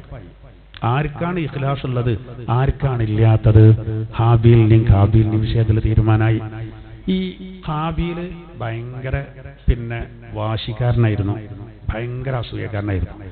ഹാബീല് ഭയങ്കര ആരോഗ്യം ഉണ്ടായിരുന്നു, പക്ഷെ ഭയങ്കര ശുദ്ധനായിരുന്നു. എന്നിട്ട് മൂപ്പര് ക്ഷമിച്ചു എന്നുള്ളതാണ് പ്രധാനം. അങ്ങനെ ഹാബീൽ എന്ത് ചെയ്തു? ഹാബീലിനെ ഭീഷണിപ്പെടുത്താൻ, സ്വന്തം സഹോദരനെ ഭീഷണിപ്പെടുത്താൻ. ഇനി അർത്ഥം വെച്ച് നോക്കി, ഇപ്പൊ മനസ്സിലാവും. വത്ലു അലൈഹിം, നബിയെ അങ്ങ് ഓതിക്കൊടുക്കൂ, അഭിനയാദമ ബിൽ ഹഖ്, ജനങ്ങൾക്ക് അങ്ങ് പറഞ്ഞു കൊടുക്കൂ, നബിയെ ഓതിക്കൊടുക്കൂ. ആദം നബി അലൈഹിസ്സലാത്തു വസ്സലാമിന്റെ 2 മക്കളുടെ ശരിയായ ചരിത്രം, ആ വൃത്താന്തം അങ്ങ് അവർക്ക് പറഞ്ഞു കൊടുക്കൂ. ഇത് ഖർറബാ ഖുർബാന, അവര് 2 പേരും ഖുർബാനിനെ സമർപ്പിച്ചു. അവര് 2 പേരും എന്ത് ചെയ്തു? ഇത് സമർപ്പിച്ചു. അള്ളാഹുവിന്റെ മുന്നിൽ എന്ത് ചെയ്തു? ബലിയർപ്പിച്ച ആ സംഭവം അതൊന്ന് പറഞ്ഞു കൊടുക്കും. ഫതുഖുബ്ബില മിൻ അഹദിഹിമാ, 2-ൽ ഒരാളുടേത്, അതായത് ഹാബീലിൻ്റെത് സ്വീകരിക്കപ്പെട്ടു. വലം യുതഖബ്ബൽ മിനൽ ആഖർ, മറ്റവൻ്റെത്, അതായത് ഖാബീലിൻ്റെത് തള്ളപ്പെട്ടു, അസ്വീകാര്യമായി. ഖാല, അപ്പൊ അസൂയ കൊണ്ടവൻ പറഞ്ഞു, ലാ അഖ്തുലന്നക, ഞാൻ നിന്നെ കൊല്ലുക തന്നെ ചെയ്യും, അന്നെ ഞാൻ കൊല്ലുക തന്നെ ചെയ്യുന്നു. അപ്പൊ മറ്റേ ആള് ശാന്തമായിട്ട് പറയും, നോക്കി, ഖാല ഇന്നമാ യതഖബ്ബലുല്ലാഹു മിനൽ മുത്തഖീൻ, ദോഷബാധയെ ഭയപ്പെടുന്നവരിൽ നിന്ന് അല്ലാഹു തആല സ്വീകരിക്കുള്ളൂ. സഹോദരനോട് പറയണ, സഹോദര എന്നെ കൊല്ലുന്ന പറഞ്ഞിട്ട് കാര്യമില്ല, ഇഖ്ലാസ് ഇല്ലാത്തത് കൊണ്ടാണ് നിന്റെ ഭാഗത്തു നിന്ന് സ്വീകരിക്കപ്പെടാതെ പോയത്. ഞമ്മക്കും അറിയാൻ മാർഗങ്ങളൊക്കെ ഉണ്ട് കേട്ടോ, ഇനി തീരെ ഇല്ല എന്നല്ല ഞാൻ പറഞ്ഞപ്പോ പറയണം. വളരെ പ്രതിസന്ധി ഘട്ടങ്ങളിൽ നമ്മൾ വളരെ ഇഖ്ലാസോടുകൂടെ ചെയ്ത ഏത് അമലാണോ ആ അമലിനെ മുൻനിർത്തി നമ്മൾ ദുആ ഉത്തരം കിട്ടുന്ന നബി തങ്ങൾ പറഞ്ഞത് സല്ലല്ലാഹു അലൈഹി വസല്ലം. വലിയ പ്രതിസന്ധി ഘട്ടത്തിൽ നമ്മൾ ചെയ്യുന്ന അമലുകളിൽ അത്രയും ആത്മാർത്ഥമായിട്ട് ചെയ്തത് ഏതാന്ന് ഇങ്ങനെ ചിന്തിക്കുക, അത് വെച്ചാണ് ദുആ മതി. അമല് കൊണ്ട് തവസ്സുലാക്കുക. അതിന് നബി തങ്ങൾ ഉദാഹരണം പറഞ്ഞു. 3 ആൾക്കാർ ഗുഹയിൽ കുടുങ്ങിയത്, ഗുഹയിൽ കുടുങ്ങി, ഓല് വിശ്രമിക്കാൻ വേണ്ടി കയറിയിരുന്നതാണ്. കല്ല് വന്നുകാണ്ട് ഗുഹാമുഖം അടച്ചു. എങ്ങനെ 3 ആളും തള്ളിയാൽ പോകില്ല. അവസാനം എന്തായി എന്ന് വെച്ചാല്, അത് ഓൽക്ക് പുറത്ത് പോരാൻ എത്ര ഗ്യാപ്പ് വേണം, അത്രണത് കല്ല് തീങ്ങിയല്ലോ. നബി തങ്ങൾ പറയുന്ന കഥ സ്വഹീഹായ ഹദീസാണ്. 3 ആളും തീരുമാനിച്ചു, ഉള്ളു കുടുങ്ങി, വിളിച്ചാൽ പുറത്തേക്ക് കേൾക്കൂല, ഇനി എന്താ നമ്മൾ കാട്ടുക? ഭക്ഷണം കഴിക്കേണ്ട വെള്ളം കുടിക്കേണ്ട ആള് കാര്യമാവൂലേ? അപ്പോൾ ഒരു പറഞ്ഞു നമുക്കൊരു കാര്യം ചെയ്യാം, നബി തങ്ങൾ പറയാം, ഏറ്റവും നമ്മളൊക്കെ ഓരോരുത്തരും ചെയ്ത ഒരു സ്വാലിഹായ അമലിനെ മുൻനിർത്തിയിട്ട് ദ്വാരക്കാരണം. ആ മൂന്നാളും ആലോചിക്കുകയാണ് ഏറ്റവും ടോപ്പിൽ ഒരു ആത്മാർത്ഥമായിട്ട് ചെയ്ത് പറഞ്ഞ ദ്വാരക്കാം. അതിൽ ഒരാൾ ദ്വാരുന്ന എന്താ, വയസ്സായതുണ്ടായിരുന്നു. അയാൾ എന്നും വീട്ടിൽ പാല് കൊണ്ടുവരും. ഒരു ദിവസം അദ്ദേഹം പാല് കൊണ്ടുവരാൻ വൈകി. അദ്ദേഹത്തിന്റെ ചെറിയ മക്കളടക്കം അതിന് കാത്തിക്കുകയാണ്. വന്നപ്പോൾ ഉമ്മ ഇറങ്ങിയിട്ടുണ്ട്. ഉമ്മ കൊടുത്തിട്ടാണ് കുട്ടികൾക്ക് കൊടുക്കൽ. കുട്ടികൾ ഉണർവിലാണ്, ഉമ്മ ഇറങ്ങുകയാണ്. അപ്പൊ അദ്ദേഹം അതപകേട് വേണ്ടായിരുന്നിട്ട് ഉമ്മാന്റെ അടുത്ത് അവിടെ ഇരുന്നു. കുട്ടികൾ പാല് ചോദിക്കുന്നുണ്ട്. ഉമ്മ ഉണരട്ടെ മക്കളെ, ഉമ്മക്ക് കൊടുത്തിട്ട് തരാം. ഉമ്മ എഴുന്നേൽക്ക് ഈ പാല് എന്ന് പറഞ്ഞില്ല. അതപകേട് വേണ്ടായിരുന്നിട്ട് അവിടെ ഇരുന്നു. ഉമ്മ ഉണർന്നതിന് ശേഷം ഉമ്മക്ക് പാല് കൊടുത്തു. പിന്നെ കുട്ടികൾക്ക് കൊടുത്തു. പടച്ചോനെ, ഞാൻ മാതാപിതാക്കളെ ബഹുമാനിക്കുന്ന ആ കാര്യം വെച്ച് വളരെ ആത്മാർത്ഥമായിട്ട് ചെയ്താണത്. ഇത് സ്വീകരിച്ചിട്ടുണ്ടെങ്കിൽ ഞങ്ങളെ രക്ഷപ്പെടുത്തണമെന്നാണ്. ഇവർക്ക് ഓരോരുത്തർക്ക് പുറത്ത് കിടക്കാൻ എത്ര ഗ്യാപ്പ് വേണം? അതിന്റെ 1/3 നീങ്ങി. ഏറ്റവും മിനിമം എത്ര വേണം അവർക്ക് പുറത്ത് കിടക്കാൻ? അതിന്റെ 1/3 നീങ്ങിയത്. അപ്പൊ അത് റെഡി ആയില്ലേ? കണ്ടോളി നിങ്ങൾ. അപ്പൊ മറ്റേ ആൾ വിട്ടില്ല. മറ്റേ ആൾ പറഞ്ഞു, പടച്ചോനെ, എൻ്റെ പിതാവിന്റെ സഹോദരന്റെ എളാപ്പേ മൂത്താപ്പേ അടിയിക്കാൻ അവൾക്കറിയില്ല, പിതൃ സഹോദരന്റെ പുത്രിയെ ഞാൻ സ്നേഹിച്ചിരുന്നു. അയാൾ പറയണം. പക്ഷേ കല്യാണം കഴിക്കാൻ പറ്റിയില്ല. അങ്ങനെ കാലം കുറച്ച് കഴിഞ്ഞതിന് ശേഷം ഒരിക്കൽ ആ സഹോദരി, ഇയാൾ സ്നേഹിച്ച സഹോദരി, തൻ്റെ അരികെ സാമ്പത്തിക സഹായം തേടി വരികയാണ്. അപ്പൊ ഇയാൾ പറഞ്ഞു, അത്രേ സമ്പത്ത് ഞാൻ തരാം, പക്ഷേ എൻ്റെ ആവശ്യ പൂർത്തീകരണത്തിന് സഹായിക്കണം. അതിൽ ആ പെണ്ണ് ഗത്യന്തരമില്ലാതെ അനുമതി കൊടുത്തു, പണം കൊടുത്തു. പണം കൊടുത്തതിന് ശേഷം ആ പെണ്ണ് പറഞ്ഞു, അള്ളാനെ പേടിക്കണം കേട്ടോ, വ്യഭിചാരാണ്. അതിൽ ഇയാൾ പറഞ്ഞു, ഇന്നി അഖാഫുല്ലാ, ഞാൻ അള്ളാനെ പേടിക്കുന്നു.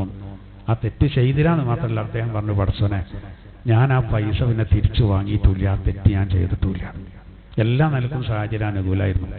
ഞാനത് അന്നെ പേടിച്ച് മാത്രം ചെയ്തതാണ്. എനിക്കറിയാലോ.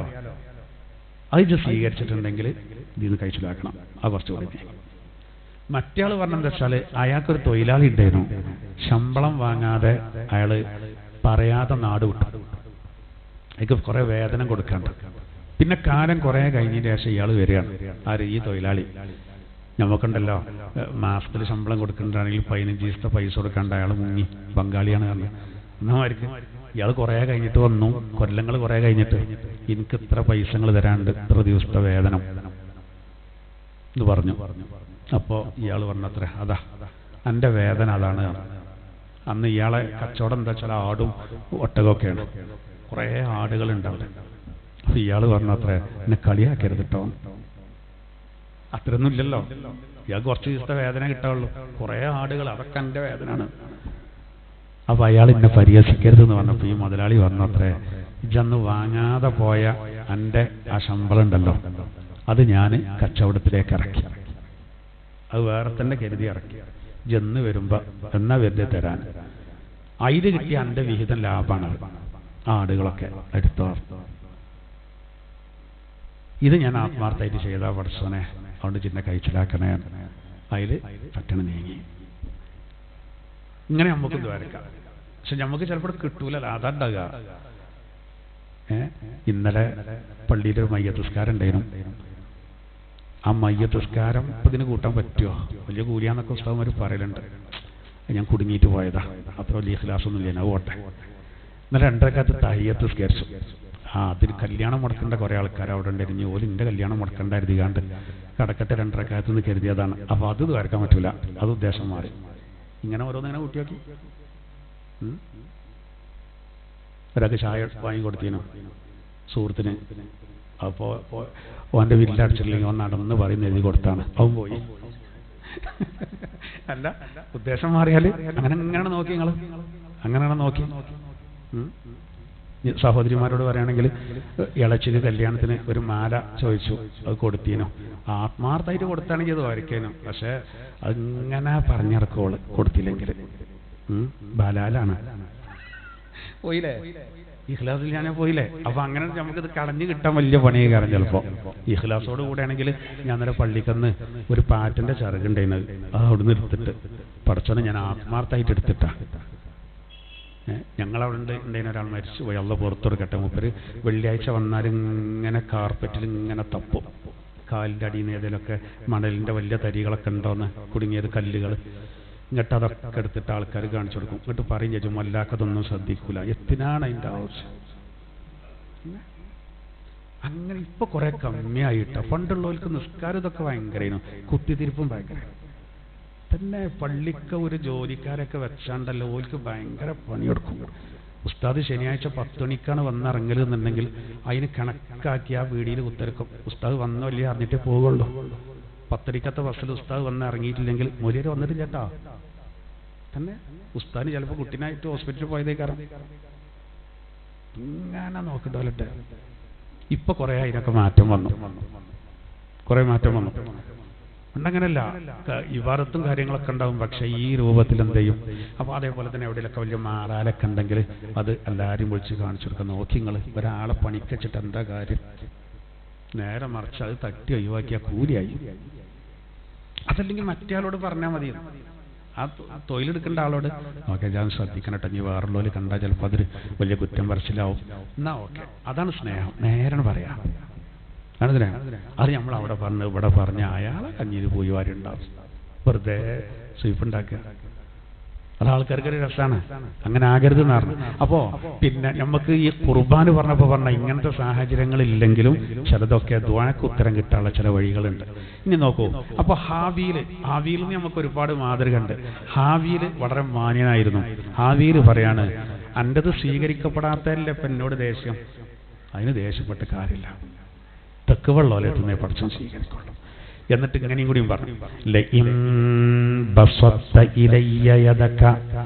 നീ നിന്റെ കരങ്ങൾ എനിക്ക് നേരെ നീട്ടുകയാണെങ്കിൽ ലിതഖ്തുലനി, എന്നെ വധിക്കാൻ വേണ്ടി, മാ അന ബിബാസിതി യദിയ ഇലൈക, എന്റെ 2 കരങ്ങളെ ഞാൻ എന്റെ നേരെ നീട്ടുകയില്ല, ലിയഖ്തുലക, നിന്നെ കൊല്ലാൻ.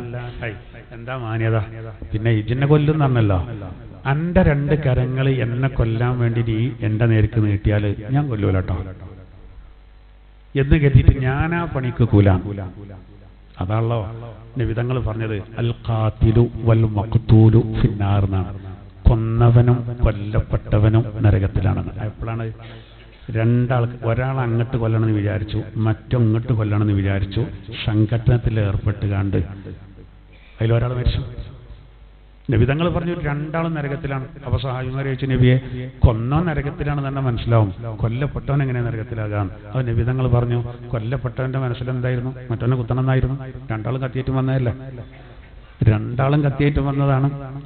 ആദ്യം ഒരാൾ ജീവൻ നഷ്ടപ്പെട്ടു, അപ്പൊ 2 ഒരേപോലെ കുറ്റാണ്. കാരണം ഇവൻ നേരെ തിരിച്ചും കരുതിയനല്ലോ.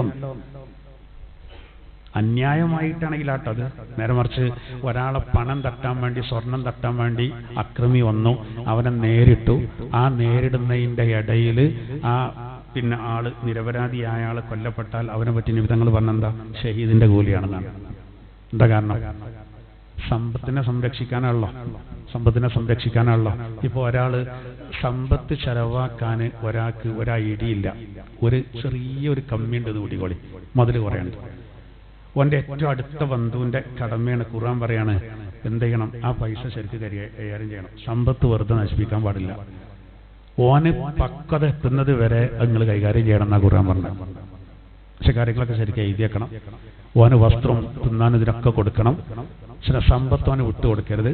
ഓന് പക്വത എത്തിയതിൻ്റെ ശേഷം എന്ത് ചെയ്യുക? ഓനെ വിട്ടുകൊടുക്കുമ്പോൾ 2 ആൾക്കാരെ സാക്ഷിയാക്കണം എന്ന് ഖുർആൻ പറഞ്ഞു. അവിടെ കാര്യമായിട്ട് പറയേണ്ട എന്താ പറയുക? യതീമുകളുടെ മുതലിനെ പറ്റിയും പറയുന്നുണ്ട്. അത് അന്യാധീനപ്പെട്ടു പോകരുത്, ഉത്തരവാദപ്പെട്ടവരത് കൈകാര്യം ചെയ്യണം. അവിടെ ഖുർആൻ പറയുന്ന തന്നെ മനുഷ്യന്റെ നിലനിൽപ്പിന് അത്യന്താപേക്ഷിതമായ ഒന്നാണ് ഏത്? സമ്പത്ത് എന്നുള്ളത്. അത് വെറുതെ നശിപ്പിക്കാൻ പാടില്ല. അത് ഹലാലായ രൂപത്തിൽ സമ്പാദിക്കേണ്ടതാണ്, വെറുതെ നശിപ്പിക്കാൻ പാടില്ല. അത് വളരെ കൃത്യമായിട്ട് പറയുന്ന. അപ്പോൾ കൊന്നും പറയുമ്പോഴേ ഒരാളെ സമ്പത്ത് സംരക്ഷിക്കാൻ ശ്രമിച്ചപ്പോഴാണ് ഒരാൾ കൊല്ലപ്പെട്ടെങ്കിൽ ഓന് ഷഹീദിന്റെ കൂലിയാണ് എന്ന് കരുതിയിട്ട് എന്താകരുത്? അങ്ങനെയാണെങ്കിൽ ഒരടി ഞാൻ വിട്ടെടുക്കൂല, മരിച്ചട്ടെ. ഉസ്താദ് പറഞ്ഞത് അപ്പോൾ ഓർമ്മ വരുന്നത് പറയരുതേ. പ്രശ്നങ്ങൾ ഒഴിവാകണേ നമുക്ക് വേണ്ട, പ്രശ്നങ്ങൾ ഒഴിവാകാൻ വേണ്ട. ഇവിടെ നോക്കുങ്ങൾ, ഇവിടെ ഹാവീർ പറയാണ്, നിന്റെ കരങ്ങൾ എൻ്റെ നേർക്ക് നീട്ടിയാലും ഞാൻ ഒരിക്കലും എൻ്റെ കരങ്ങൾ നിന്റെ നേർക്ക് നീട്ടൂല, ഞാൻ അതിനില്ല. ഇന്നി അഖാഫുല്ലാഹ റബ്ബൽ ആലമീൻ, തീർച്ചയായിട്ടും ഞാൻ ലോകരക്ഷിതാവായ അള്ളാഹുവിനെ ഭയപ്പെടുകയാണ്. ഇന്നി അഖാഫുല്ലാഹ്, ഞാൻ അള്ളാഹുവിനെ പേടിക്കുന്നു. ഏതാണ് ഈ അള്ളാഹു? റബ്ബൽ ആലമീൻ, സർവലോക പരിപാലകനായ അള്ളാഹു, ആ അള്ളാഹിനെ ഞാൻ പേടിക്കുന്നു. മാത്രല്ല ഹാബീലിന് മനസ്സിലായി ഇവൻ പറഞ്ഞാൽ ചെയ്യും. കാരണം ഈ ഹാബീൽ ഭയങ്കര അസൂയക്കാരനുമാണ്, വാശിക്കാരനുമാണ്, അവൻ ചെയ്യുന്ന ചെയ്യും. അപ്പൊ അതുകൊണ്ടാണ് അദ്ദേഹം ഇങ്ങനെ പറഞ്ഞത്. ഇന്നി ഉരീദു, ഹാബീൽ പറയാണ്, തീർച്ചയായിട്ടും ഞാൻ ഉദ്ദേശിക്കുന്നു, അൻ തബൂഅ ബിഇസ്മി വ ഇസ്മിക്, എന്റെയും അതുപോലെ എന്നെ കൊന്നതിൻ്റെയും നിന്റെയും പാപം അത് രണ്ടും നീ പേറണം. അതാണ് ഞാൻ ഉദ്ദേശിക്കുന്നത്. അല്ലാതെ ഞാൻ എന്നെ കൊല്ലാനൊന്നുമില്ല. എന്തായിരുന്നാലും എന്നെ കൊന്നേ അടങ്ങുള്ളൂ എന്നുണ്ടെങ്കിൽ ഞാൻ ഉദ്ദേശിക്കേണ്ടത് എന്നെ കൊന്ന വാപ്പുജ് പേറേണ്ടി വരും, എൻ്റെ തെറ്റുകൾ പേറണം. ഫതകൂന മിൻ അസ്ഹാബിന്നാർ, അപ്പോൾ നീ നരകത്തിന്റെ അസ്ഹാബുകളിൽപ്പെട്ടവനാകും. സഹോദരനോട് പറയാണ്, ഫതകൂന മിൻ അസ്ഹാബിന്നാർ, അപ്പോൾ നീ നരകത്തിന്റെ ആളുകളിൽ അതിന്റെ വിഭാഗത്തിൽ പെട്ടുപോകും. വദാലിക ജസാഉൽ-ളാലിമീൻ, അതാണ് അക്രമകാരികൾക്കുള്ള പ്രതിഫലം, അതാണ് നരകമാണ്. എന്റെ സൗകര്യം പോലെ ചെയ്തോർ. അപ്പൊ ഇവനെ പിന്നെ ഇതിന്റെയൊക്കെ അടിസ്ഥാന കാരണം എന്താ വെച്ചാൽ ഹസദാണ്. ഹസദാണ് എല്ലാ പ്രശ്നത്തിന്റെയും അടിത്തറ. അസൂയ അത് അഹങ്കാരത്തിലേക്ക് വടിവെക്കും. അത് അസൂയ എന്ന് പറഞ്ഞാല് ഡോക്ടറെ അടുത്ത് പോയി ചികിത്സിക്കാൻ പറ്റില്ല. ഡോക്ടറെ അടുത്ത് പോയി കണ്ട് ഇപ്പൊ 4 ദിവസമായി തലവേദനയും പണിയൊക്കെ പറയുമ്പോഴേ നമുക്ക് നിങ്ങൾക്ക് എന്താ അറിയില്ല, ഭയങ്കര അസൂയാണ് ഡോക്ടറെ, വല്ലിപ്പൊക്കെ അങ്ങനെ തന്നെയെന്ന് പറയണേക്കാണ് എന്ന് പറഞ്ഞാൽ ഡോക്ടർ വല്ല കുറച്ച് ഈ ഇങ്ങനത്തെ കസേരയാണെങ്കിൽ ഒന്ന് വേഗയ്ക്ക് ഇരിക്കുമ്പോഴേക്ക് അടി കിട്ടുമെന്ന് എഴുതിയിട്ട് ആദ്യമായിട്ടേ, കാരണം 15 കൊല്ലത്തെ ജീവിതത്തിന്റെ ഇടയിൽ ഒരാൾ ഈ രോഗേറ്റവും വരുന്നുണ്ട്. മെന്റൽ ഹോസ്പിറ്റലിൽ പോകേണ്ട കേസേ കയറും അല്ലേ? അങ്ങനെ പറഞ്ഞാൽ അങ്ങനെയുള്ളോ? അത് നമ്മൾ ഈ മാനസികതൊക്കെ അറിയാൻ അങ്ങനെയുള്ളോ? ഇവിടെ ഞാൻ പറയുന്നത് പിന്നെ എന്താ വെച്ചാല് ഈ അസൂയ നമ്മൾ പറഞ്ഞത്, അസൂയ എന്നുള്ളതിന് നമ്മൾ ഡോക്ടറെ അടുത്ത് പോയിട്ട് കാര്യമില്ല. അത് നീക്കണമെങ്കിൽ അതിന് 5 മരുന്നാണ് നമ്മൾ പറയുന്നത്. ശരീരത്തിൽ 5 മരുന്നാണ് നമ്മൾ ഇന്നാൾ പറഞ്ഞിട്ടുണ്ട്.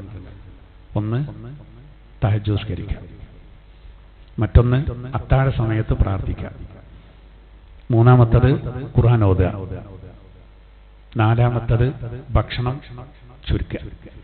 ചുരുക്കുക പറഞ്ഞാൽ വയറ് നിറച്ച് ഭക്ഷണം കഴിക്കാതിരിക്കുക, പറ്റങ്ങോട്ടൊന്നും അറിയരുത്. ഈ ഇരുന്ന് മട്ടം പോലെ തിന്നുമ്പോൾ വല്ലാന്ന് അറിയില്ല, ഈ നിന്നുമ്പോൾ കുറച്ചുകൂടി അറിയും. ഒക്കെ ലെവലോ എല്ലായിടത്തും ഇറങ്ങിയിട്ട് ചിന്തിച്ചാൽ തന്നെ അറിയാലോ. അതാണ് നമ്മൾ ഇരുന്ന് നടന്ന് അറിയണ്ട, ഇരുന്ന് നടന്ന് അറിയണ്ട. അതുപോലെ തന്നെ നല്ല സദ്വൃത്തരോടുകൂടെ സഹവസിക്കുക, അതും മനുഷ്യന്റെ മനസ്സ് നന്നാകാൻ കാരണം. അസ്ഹാബുൽ കഹ്ഫിനോട് സഹവസിച്ചതുകൊണ്ടുള്ള നായ കഴിച്ചിലായിരുന്നു. സുലൈമാൻ നബിയോട് സഹവസിച്ചുകൊണ്ടാണല്ലോ ഹുദ്ഹുദ് സ്വർഗത്തിലായത്. സുലൈമാൻ നബിയോട് സഹവസിച്ച ഉറുമ്പ് സ്വർഗത്തിലാണ്. ഈ സഹവാസം വളരെ പ്രധാനമാണ്. അത് നമ്മൾ നല്ല മനുഷ്യന്മാരോട് കൂടിയാൽ നമ്മൾ അസൂയ പോകും. കാരണം എന്താ? അവരത് നല്ല നടപടിക്രമങ്ങൾ ഇങ്ങനെ നമുക്ക് കിട്ടും. എനിക്കത് പറയുമ്പോൾ അവർക്ക് അതിപറ്റസ്ഥായിട്ടാണ്. അപ്പൊ നമ്മൾ ഉപരെടുക്കലൊക്കെ പോവുകയാണെങ്കിൽ തന്നെ നിർദ്ദേശം കൊടുക്കും, ആരും ഒന്നും പറയരുത്. അതിന് അസൂയ ഉണ്ടാകാൻ ഒരിക്കലും പോകുമ്പോൾ തന്നെ നിർദ്ദേശം കൊടുക്കുകയെ. സിയാറത്തിനൊക്കെ പോകുമ്പോൾ പിന്നെ പൈസയൊക്കെ അല്ലേ നമുക്ക് ഭക്ഷണം കഴിക്കാനൊക്കെ. പിന്നെ പ്രശ്നം എന്താ? ആരും കുറ്റം പറയരുത് കേട്ടോ. അപ്പോ അദ്ദേഹത്തോട് കൂടെ സാഹസിക്കുമ്പോൾ ഇത് നമുക്ക് ഓർമ്മ വരൂലേ. നേരെ മറിച്ച് മോശപ്പെട്ടതിനോട് സാഹസിച്ചാൽ ഓൻ്റെ അടുത്ത് നമുക്ക് ഒരുപാട് കിട്ടും. അത്ര വിൽപ്പനക്കാരൻ്റെ കൂടെ കൂടും പോലെയാണിത്. അത്ര വിൽപ്പനക്കാരൻ്റെ ഒപ്പം കൂടിയിട്ടുണ്ടെങ്കിൽ നല്ലൊരു വാസനയിലും കിട്ടൂല മിനിമം. അല്ലെങ്കിൽ വെറുതെ എന്നാ വാങ്ങാം, അല്ലെങ്കിൽ പൈസ കൊടുത്ത് വാങ്ങാം. ഇതുപോലെയാണ് നല്ല ആളുകളോട് സാഹസിച്ചാൽ കാര്യങ്ങൾ ചോദിച്ച് മനസ്സിലാക്കുക. ചോദിക്കാൻ തന്നെ പറയണ്ടേ കേൾക്കാം. നീ ചോദിക്കണമില്ല, ഇവർ പറഞ്ഞൊന്നുമില്ല. ഒരു നല്ല സാന്നിധ്യം വിധങ്ങൾ പഠിപ്പിക്കുകയാണ്. അപ്പൊ അതിൽ ഖുർആൻ ഓതുക, തഹജ്ജുദ് നിസ്കരിക്കുക, അത്താഴ സമയത്ത് പ്രാർത്ഥിക്കുക, ഇത് മൂന്നും ഇന്നത്തെ സാഹചര്യത്തിൽ ഒരു 4:30 എഴുന്നേറ്റാ കിട്ടും. 5 മണിക്ക് സുബഹി ബാങ്കാണെങ്കിൽ ഒരു 4:30 എഴുന്നേറ്റ വേഗം നമ്മൾ കുളിക്കണമെങ്കിൽ ഒന്ന് കുളിച്ച് വെള്ളം പാർന്ന് നമ്മളത് വേഗം ഒന്ന് ഓത് കൊടുത്ത് വന്നാൽ 2 റക്അത്ത് നിസ്കരിച്ച് കുറച്ച് ഖുർആൻ ഓതി എല്ലാം കിട്ടിയില്ല. അത്തായ സമയത്ത് പ്രാർത്ഥിക്കലും ആ സമയത്ത് കിട്ടി. ഇത് നല്ല ഈമാന് വേണമെന്ന് വേണം, അത്രേ ഉള്ളൂ. നല്ല ഈമാന് വേണം, എന്നാലേ നമുക്ക് അത് ഞെട്ടി ഉണരൂല. നമ്മൾ ആ സമയത്ത് എഴുന്നേൽക്കാതിരിക്കാൻ കഴിയൂല. പിന്നെ മറ്റേതൊന്ന് ശ്രദ്ധിച്ചാൽ മതി, ഭക്ഷണം അത് നമുക്ക് എല്ലാം നിൽക്കുന്നല്ലോ. മനസ്സ് നന്നാകാനും അതാണ് നല്ലത്, ശരീരത്തിനും അതാണ് നല്ലത്. ബില്ലില്ലാന്ന് കരുതിയിട്ട് അങ്ങനെ തിന്നരുത്. ഭയങ്കര തീറ്റ, അത് ഭയങ്കര അപകടമാണ്. നമ്മൾ കിട്ടിയതൊക്കെ തിന്നുമല്ലോ, പോവേ ഇനി പോവോ ഒന്ന് തല്ലിത്തല്ലിയെന്നൊക്കെ പറഞ്ഞിട്ട് പിന്നെ അങ്ങനെ കഴിച്ചു. എന്നിട്ട് പിന്നെ ഒന്നിനും കഴിയാത്തൊരവസ്ഥയിൽ ഒരു കടത്തുണ്ട്, കയറി അറിയും. അങ്ങനെ ഭക്ഷണത്തിനോടുള്ള ടേസ്റ്റ് തന്നെ പോകും. അങ്ങനെ ആ ടൈറ്റിൽ അല്ലെ നമ്മളെ കമ്പത്തിൽ നിർത്തണ്ടേ. എല്ലാ നിലക്കും അതാണ് നല്ലത്. അപ്പം മനസ്സെന്ന ഇവിടെ പ്രശ്നം കൊലപാതകത്തിൽ കലാശിക്കാനുള്ള കാരണം എന്താ? അസൂയ എന്ന് പറയുന്ന ഒന്നാണ്. അസൂയ എന്ന് പറയുന്ന ഒന്നാണ്. അത് ഇപ്പോൾ ഒരു വീട്ടിലേക്ക് ഖുർആൻ ക്ലാസ് കഴിഞ്ഞിട്ട് ഭക്ഷണത്തിനുണ്ടായി. അപ്പോൾ ആ വീട്ടിൽ ഇങ്ങനെ സിറ്റ് ഔട്ടിൽ ഇങ്ങനെ ഇറങ്ങിയെന്നപ്പോൾ എന്നോടേ ആ വീട്ടുകാരൻ പറഞ്ഞു, ഉസ്താദെ നമ്മളെ വീടിൻ്റെ ആ സെൻസൈഡ് അങ്ങേ തല നോക്കിയാണ്. അപ്പോൾ ഇങ്ങനെ ഇതിൻ്റെ വളവും തിരിവൊക്കെ വേഗം മനസ്സിലാവുമല്ലോ. അതുകൊണ്ട് എഞ്ചിനീയർമാരത് നല്ലോണം ശ്രദ്ധിക്കും. ആരെയും പെരപ്പണി എടുത്തു വയ്ക്കും, വേറെ അറിയാം. അത് വലിയ വിവരമൊന്നും വേണ്ട, നോക്കിയാൽ തന്നെ അറിയാം അതിൻ്റെ കോലം. അപ്പോൾ ഇതിൻ്റെ ഈ സെൻസൈഡ് ഇങ്ങനെ പോയിട്ട് അങ്ങേ തലക്ക ഇങ്ങനെയൊക്കെ ഉണ്ട്. അപ്പോൾ ഞാൻ ചോദിച്ചു, എന്തേ സംഭവം എന്ന് ചോദിച്ചു. അതിൻ്റെ അഞ്ചൻ്റെ അസൂയാണ്. എൻ്റെ അഞ്ചൻ്റെ അസൂയാണ്. അത് എന്തേ ചോദിച്ചു. അപ്പോൾ മൂപ്പര് പറയാണ് ഓന് ഭയങ്കര അസൂയാണ്. അപ്പോൾ ഈ പണി നടക്കുമ്പോൾ ഓന്തിലങ്ങനെ പോയിക്കാണ്ട് ഞങ്ങൾ കണ്ടതാണ്. ഓൻ ഞങ്ങൾ കണ്ടില്ല, ഞങ്ങൾ അപ്പുറത്തുണ്ടായിരുന്നു. ഓൻ മുട്ട് തട്ടിപ്പോയതാണ്. അത് അവിടുത്തെ മുട്ട് തട്ടിയല്ല, പല ഇങ്ങനെ പോയതാണ്. അപ്പം ഇനിയിപ്പോൾ ഇയാൾ പറഞ്ഞു ഞങ്ങളും കരുതി അവിടെ കിടക്കട്ടെ കരുതി. അതിപ്പോൾ അങ്ങനെ തന്നെ കിടക്കുകയാണ്. അസൂയൻ്റെ മൂകസാക്ഷി എന്ന് പറയാം. എറുമൂക്കിൻ്റെ പടക്കളത്തിൽ വെള്ളം ബാക്കിയായിരുന്ന വരാമായിരിക്കും. അതാണ് ഈ മനുഷ്യനോട് തോന്നണം അങ്ങനെ. അപ്പോൾ അവിടെ ഒരു ചോരയൊന്നും ഓർമ്മ ഉണ്ടാവില്ല, ഒന്നും ഓർമ്മ ഉണ്ടാവില്ല. അതിൻ്റെ അടയാളം അയാൾ കാണിച്ചു. വെറുതെ അത്ര ഉഷാറാണ്ടെന്ന് കരുതിയിട്ടുണ്ടാവുമായിരിക്കും. ഭയങ്കര പ്രശ്നമാണ്. പക്ഷെ അങ്ങനത്തെ ആളുകൾക്ക് ഈ കാബീലിൻ്റെ മാർഗം സ്വീകരിക്കുന്നവർക്ക് മനസ്സിന് തീരെ സമാധാനം ഉണ്ടാവില്ല എന്ന് ഈ ആയത്തിൻ്റെ വ്യാഖ്യാനത്തിൽ കാണാം. തീരെ സമാധാനം ഉണ്ടാവില്ല. നേരെ മറിച്ച് കൽബ് നല്ല വൃത്തിയാണെങ്കിൽ അൽഹംദുലില്ലാഹ് ആർക്കെന്ത് അനുഗ്രഹം കിട്ടുമ്പോഴും നമ്മൾ സന്തോഷിക്കുമ്പോൾ നമുക്ക് മനസ്സിന് എന്തൊരു സന്തോഷമാണ്. ഇത് നമ്മൾ എന്ത് കണ്ടാലും, വലിയൊരു വീട് കണ്ടാൽ അപ്പം അതിന് അസ്വസ്ഥ, നല്ലൊരു കാറ് പോയാൽ അതിനൊരു അസ്വസ്ഥ, ഒരു കടയിൽ നല്ല തിരക്ക് കാണുമ്പോൾ അതിൽ അസ്വസ്ഥ. എന്താണ് ഇത്? സന്തോഷിക്കലേ വേണ്ടത്. ഒരു കഴിച്ചിലാട്ടെ എന്നല്ല കരുതണ്ട്. അസൂയ എത്ര കൂടുന്നോ അതിനനുസരിച്ച് നമ്മളിങ്ങനെ അടിയിക്കായിരിക്കും, നമുക്ക് അടിയിക്കായിരിക്കും. അപ്പോൾ അതൊരിക്കലും ഉണ്ടാകാൻ പാടില്ല എന്നാണ്. മാത്രമല്ല നമ്മളെ അമലുകൾ വൃത്തിയാകും. നബിതങ്ങൾ പറഞ്ഞത് അടുപ്പിൽ വെച്ച വിറക് അഗ്നി വിഴുങ്ങുന്ന പോലെ അമലുകളെ ഹസദ് വിഴുങ്ങുന്നതാണെന്നാണ്. കമാ തൗകുൽ ഹത്തബുന്നാർ. അപ്പോൾ ആ ഒരവസ്ഥ നമുക്ക് എന്ത് ചെയ്യരുത്, ഉണ്ടാകരുതെന്നാണ്. ഇൻഷാ അല്ലാഹ് ഇനി എന്താണ് ബാക്കി അവർ മറുപടി കൊടുക്കുന്നത് നമുക്ക് അടുത്ത ക്ലാസ്സിൽ വിശദീകരിക്കാം. അപ്പോൾ ഹാബീലിനോട് ഹാബീൽ പറയാണ്, എന്ത് ഞാൻ ഉദ്ദേശിക്കുന്നത്, ഞാൻ തല്ലാനും കൊല്ലാനൊന്നുമില്ല, നിജ് കൊന്നേ അടങ്ങുന്നുണ്ടെങ്കിൽ എന്നെ കൊന്ന കുറ്റും എൻ്റെ കുറ്റും ഒക്കെ ജന ഏറ്റെടുത്തോണ്ട് അത് പേറിയിട്ടേക്കാണ് മോനേജ് പോകുന്നത്, നരകത്ത് കടക്കും ചെയ്യും. ലാലിമീകൾക്കുള്ള പ്രതിഫലം അതാണ്. ഒരു മൂപ്പര കർമ്മം നിർവഹിച്ചു. ഇനി ബാക്കി നമുക്ക് അടുത്ത ക്ലാസ്സിൽ പറയാം. ബിസ്മില്ലാഹിർ റഹ്മാനിർ റഹീം. ഖാല റബ്ബി ഇന്നി ലാ അംലികു ഇല്ലാ നഫ്സി വ അഖീ. മഹാനായ മൂസാ നബി അലൈഹിസ്സലാത്തു വസ്സലാം പറഞ്ഞു, നാദാ ഇന്നി ലാ അംലികു ഇല്ലാ നഫ്സി വ അഖീ. ഞാൻ എൻ്റെയും എൻ്റെ സഹോദരൻ്റെയും കാര്യം അത് മാത്രമേ എൻ്റെ അധീനതയിലുള്ളൂ റബ്ബേ. ഇവർ പറഞ്ഞാൽ കേൾക്കുന്നില്ല. അതുകൊണ്ട് ഫഫ്റുഖ് ബൈനനാ വ ബൈനൽ ഖൗമിൽ ഫാസിഖീൻ. ഞങ്ങളുടെയും അതുപോലെ ദുർനടപ്പുകാരായ ഇവരുടെയും ഇടയിൽ നീ വേർതിരിക്കണേ, ഒരു വിധി നടപ്പിലാക്കണേ. ഖാല, അപ്പോൾ അല്ലാഹു മറുപടി കൊടുത്തു, ഫഇന്നഹാ മുഹറമത്തുൻ അലൈഹിം 40 സന. 40 കൊല്ലം അവരുടെ മേലിൽ ആ പരിശുദ്ധമായ നാട് നിഷിദ്ധമാക്കിയിരിക്കുന്നു. യതീഹൂന ഫിൽ അർദ്, ആ 40 കൊല്ലം അവര് ഭൂമിയിൽ അലഞ്ഞു നടക്കും. ഫലാ തൽസഅലൽ ഖൗമിൽ ഫാസിഖീൻ, ആ ദുർനടപ്പുകാരുടെ കാര്യത്തിൽ അങ്ങ് ദുഃഖിക്കരുത്. വത്ലു അലൈഹിം നബഅ ബിനൈ ആദമ ബിൽ ഹഖ്, ആദം നബിയുടെ 2 മക്കളുടെ കഥ സത്യ രൂപത്തിൽ അവർക്ക് ഹക്കായ രൂപത്തിൽ അങ്ങ് വിവരിച്ചു കൊടുക്കുക. ഇത് ഖറബാ ഖുർബാനാ, അവര് റബ്ബിലേക്ക് നിവേദ്യം സമർപ്പിച്ചു, ഒരു ബലിദാനം നടത്തിയ സംഭവം. ഫതഖുബ്ബില മിൻ അഹദിഹിമാ, രണ്ടിലൊരാളത് സ്വീകരിക്കപ്പെട്ടു. വലം യുതഖബ്ബൽ മിനൽ ആഖർ, അപരന്റേത് അസ്വീകാര്യമായി. ഖാല, അപ്പോൾ ആ അപരൻ പറഞ്ഞു, ലാ അഖ്തുലന്നക്, ഞാൻ നിന്നെ കൊല്ലുക തന്നെ ചെയ്യും. ഖാല, അപ്പം മറുപടിയായി ഹാബീൽ പറഞ്ഞു, ഇന്നമാ യതഖബ്ബലുല്ലാഹു മിനൽ മുത്തഖീൻ, തീർച്ചയായും അല്ലാഹു മുത്തഖീങ്ങളിൽ നിന്നേ സ്വീകരിക്കൂ. ലഇൻ ബസത്ത ഇലയ്യ യദക ലിയഖ്തുലനി, എന്നെ വധിക്കാൻ വേണ്ടി നിന്റെ കരങ്ങൾ എന്നിലേക്ക് നീട്ടിയാൽ, മാ അന ബിബാസിതി യദിയ ഇലൈക ലിഅഖ്തുലക, നന്നെ തിരിച്ചു കൊല്ലാൻ ഞാൻ ഒരിക്കലും ആ നയം സ്വീകരിക്കൂല. ഇന്നി അഖാഫുല്ലാഹ റബ്ബൽ ആലമീൻ, ലോകരക്ഷിതാവായ അല്ലാഹുവിനെ ഞാൻ ഭയപ്പെടുന്നു. ഇന്നി ഉരീദു അൻ തബൂഅ ബിഇസ്മി വ ഇസ്മിക്, എന്നെ കൊന്നതിൻ്റെയും കുറ്റവും നിന്റെ കുറ്റവും നീ പേറിപ്പോകും, അതാ ഞാൻ ഉദ്ദേശിക്കുന്നത്. ഫതകൂന മിൻ അസ്ഹാബിന്നാർ, അപ്പോൾ നീ നരകത്തിന്റെ അവകാശിയാകും.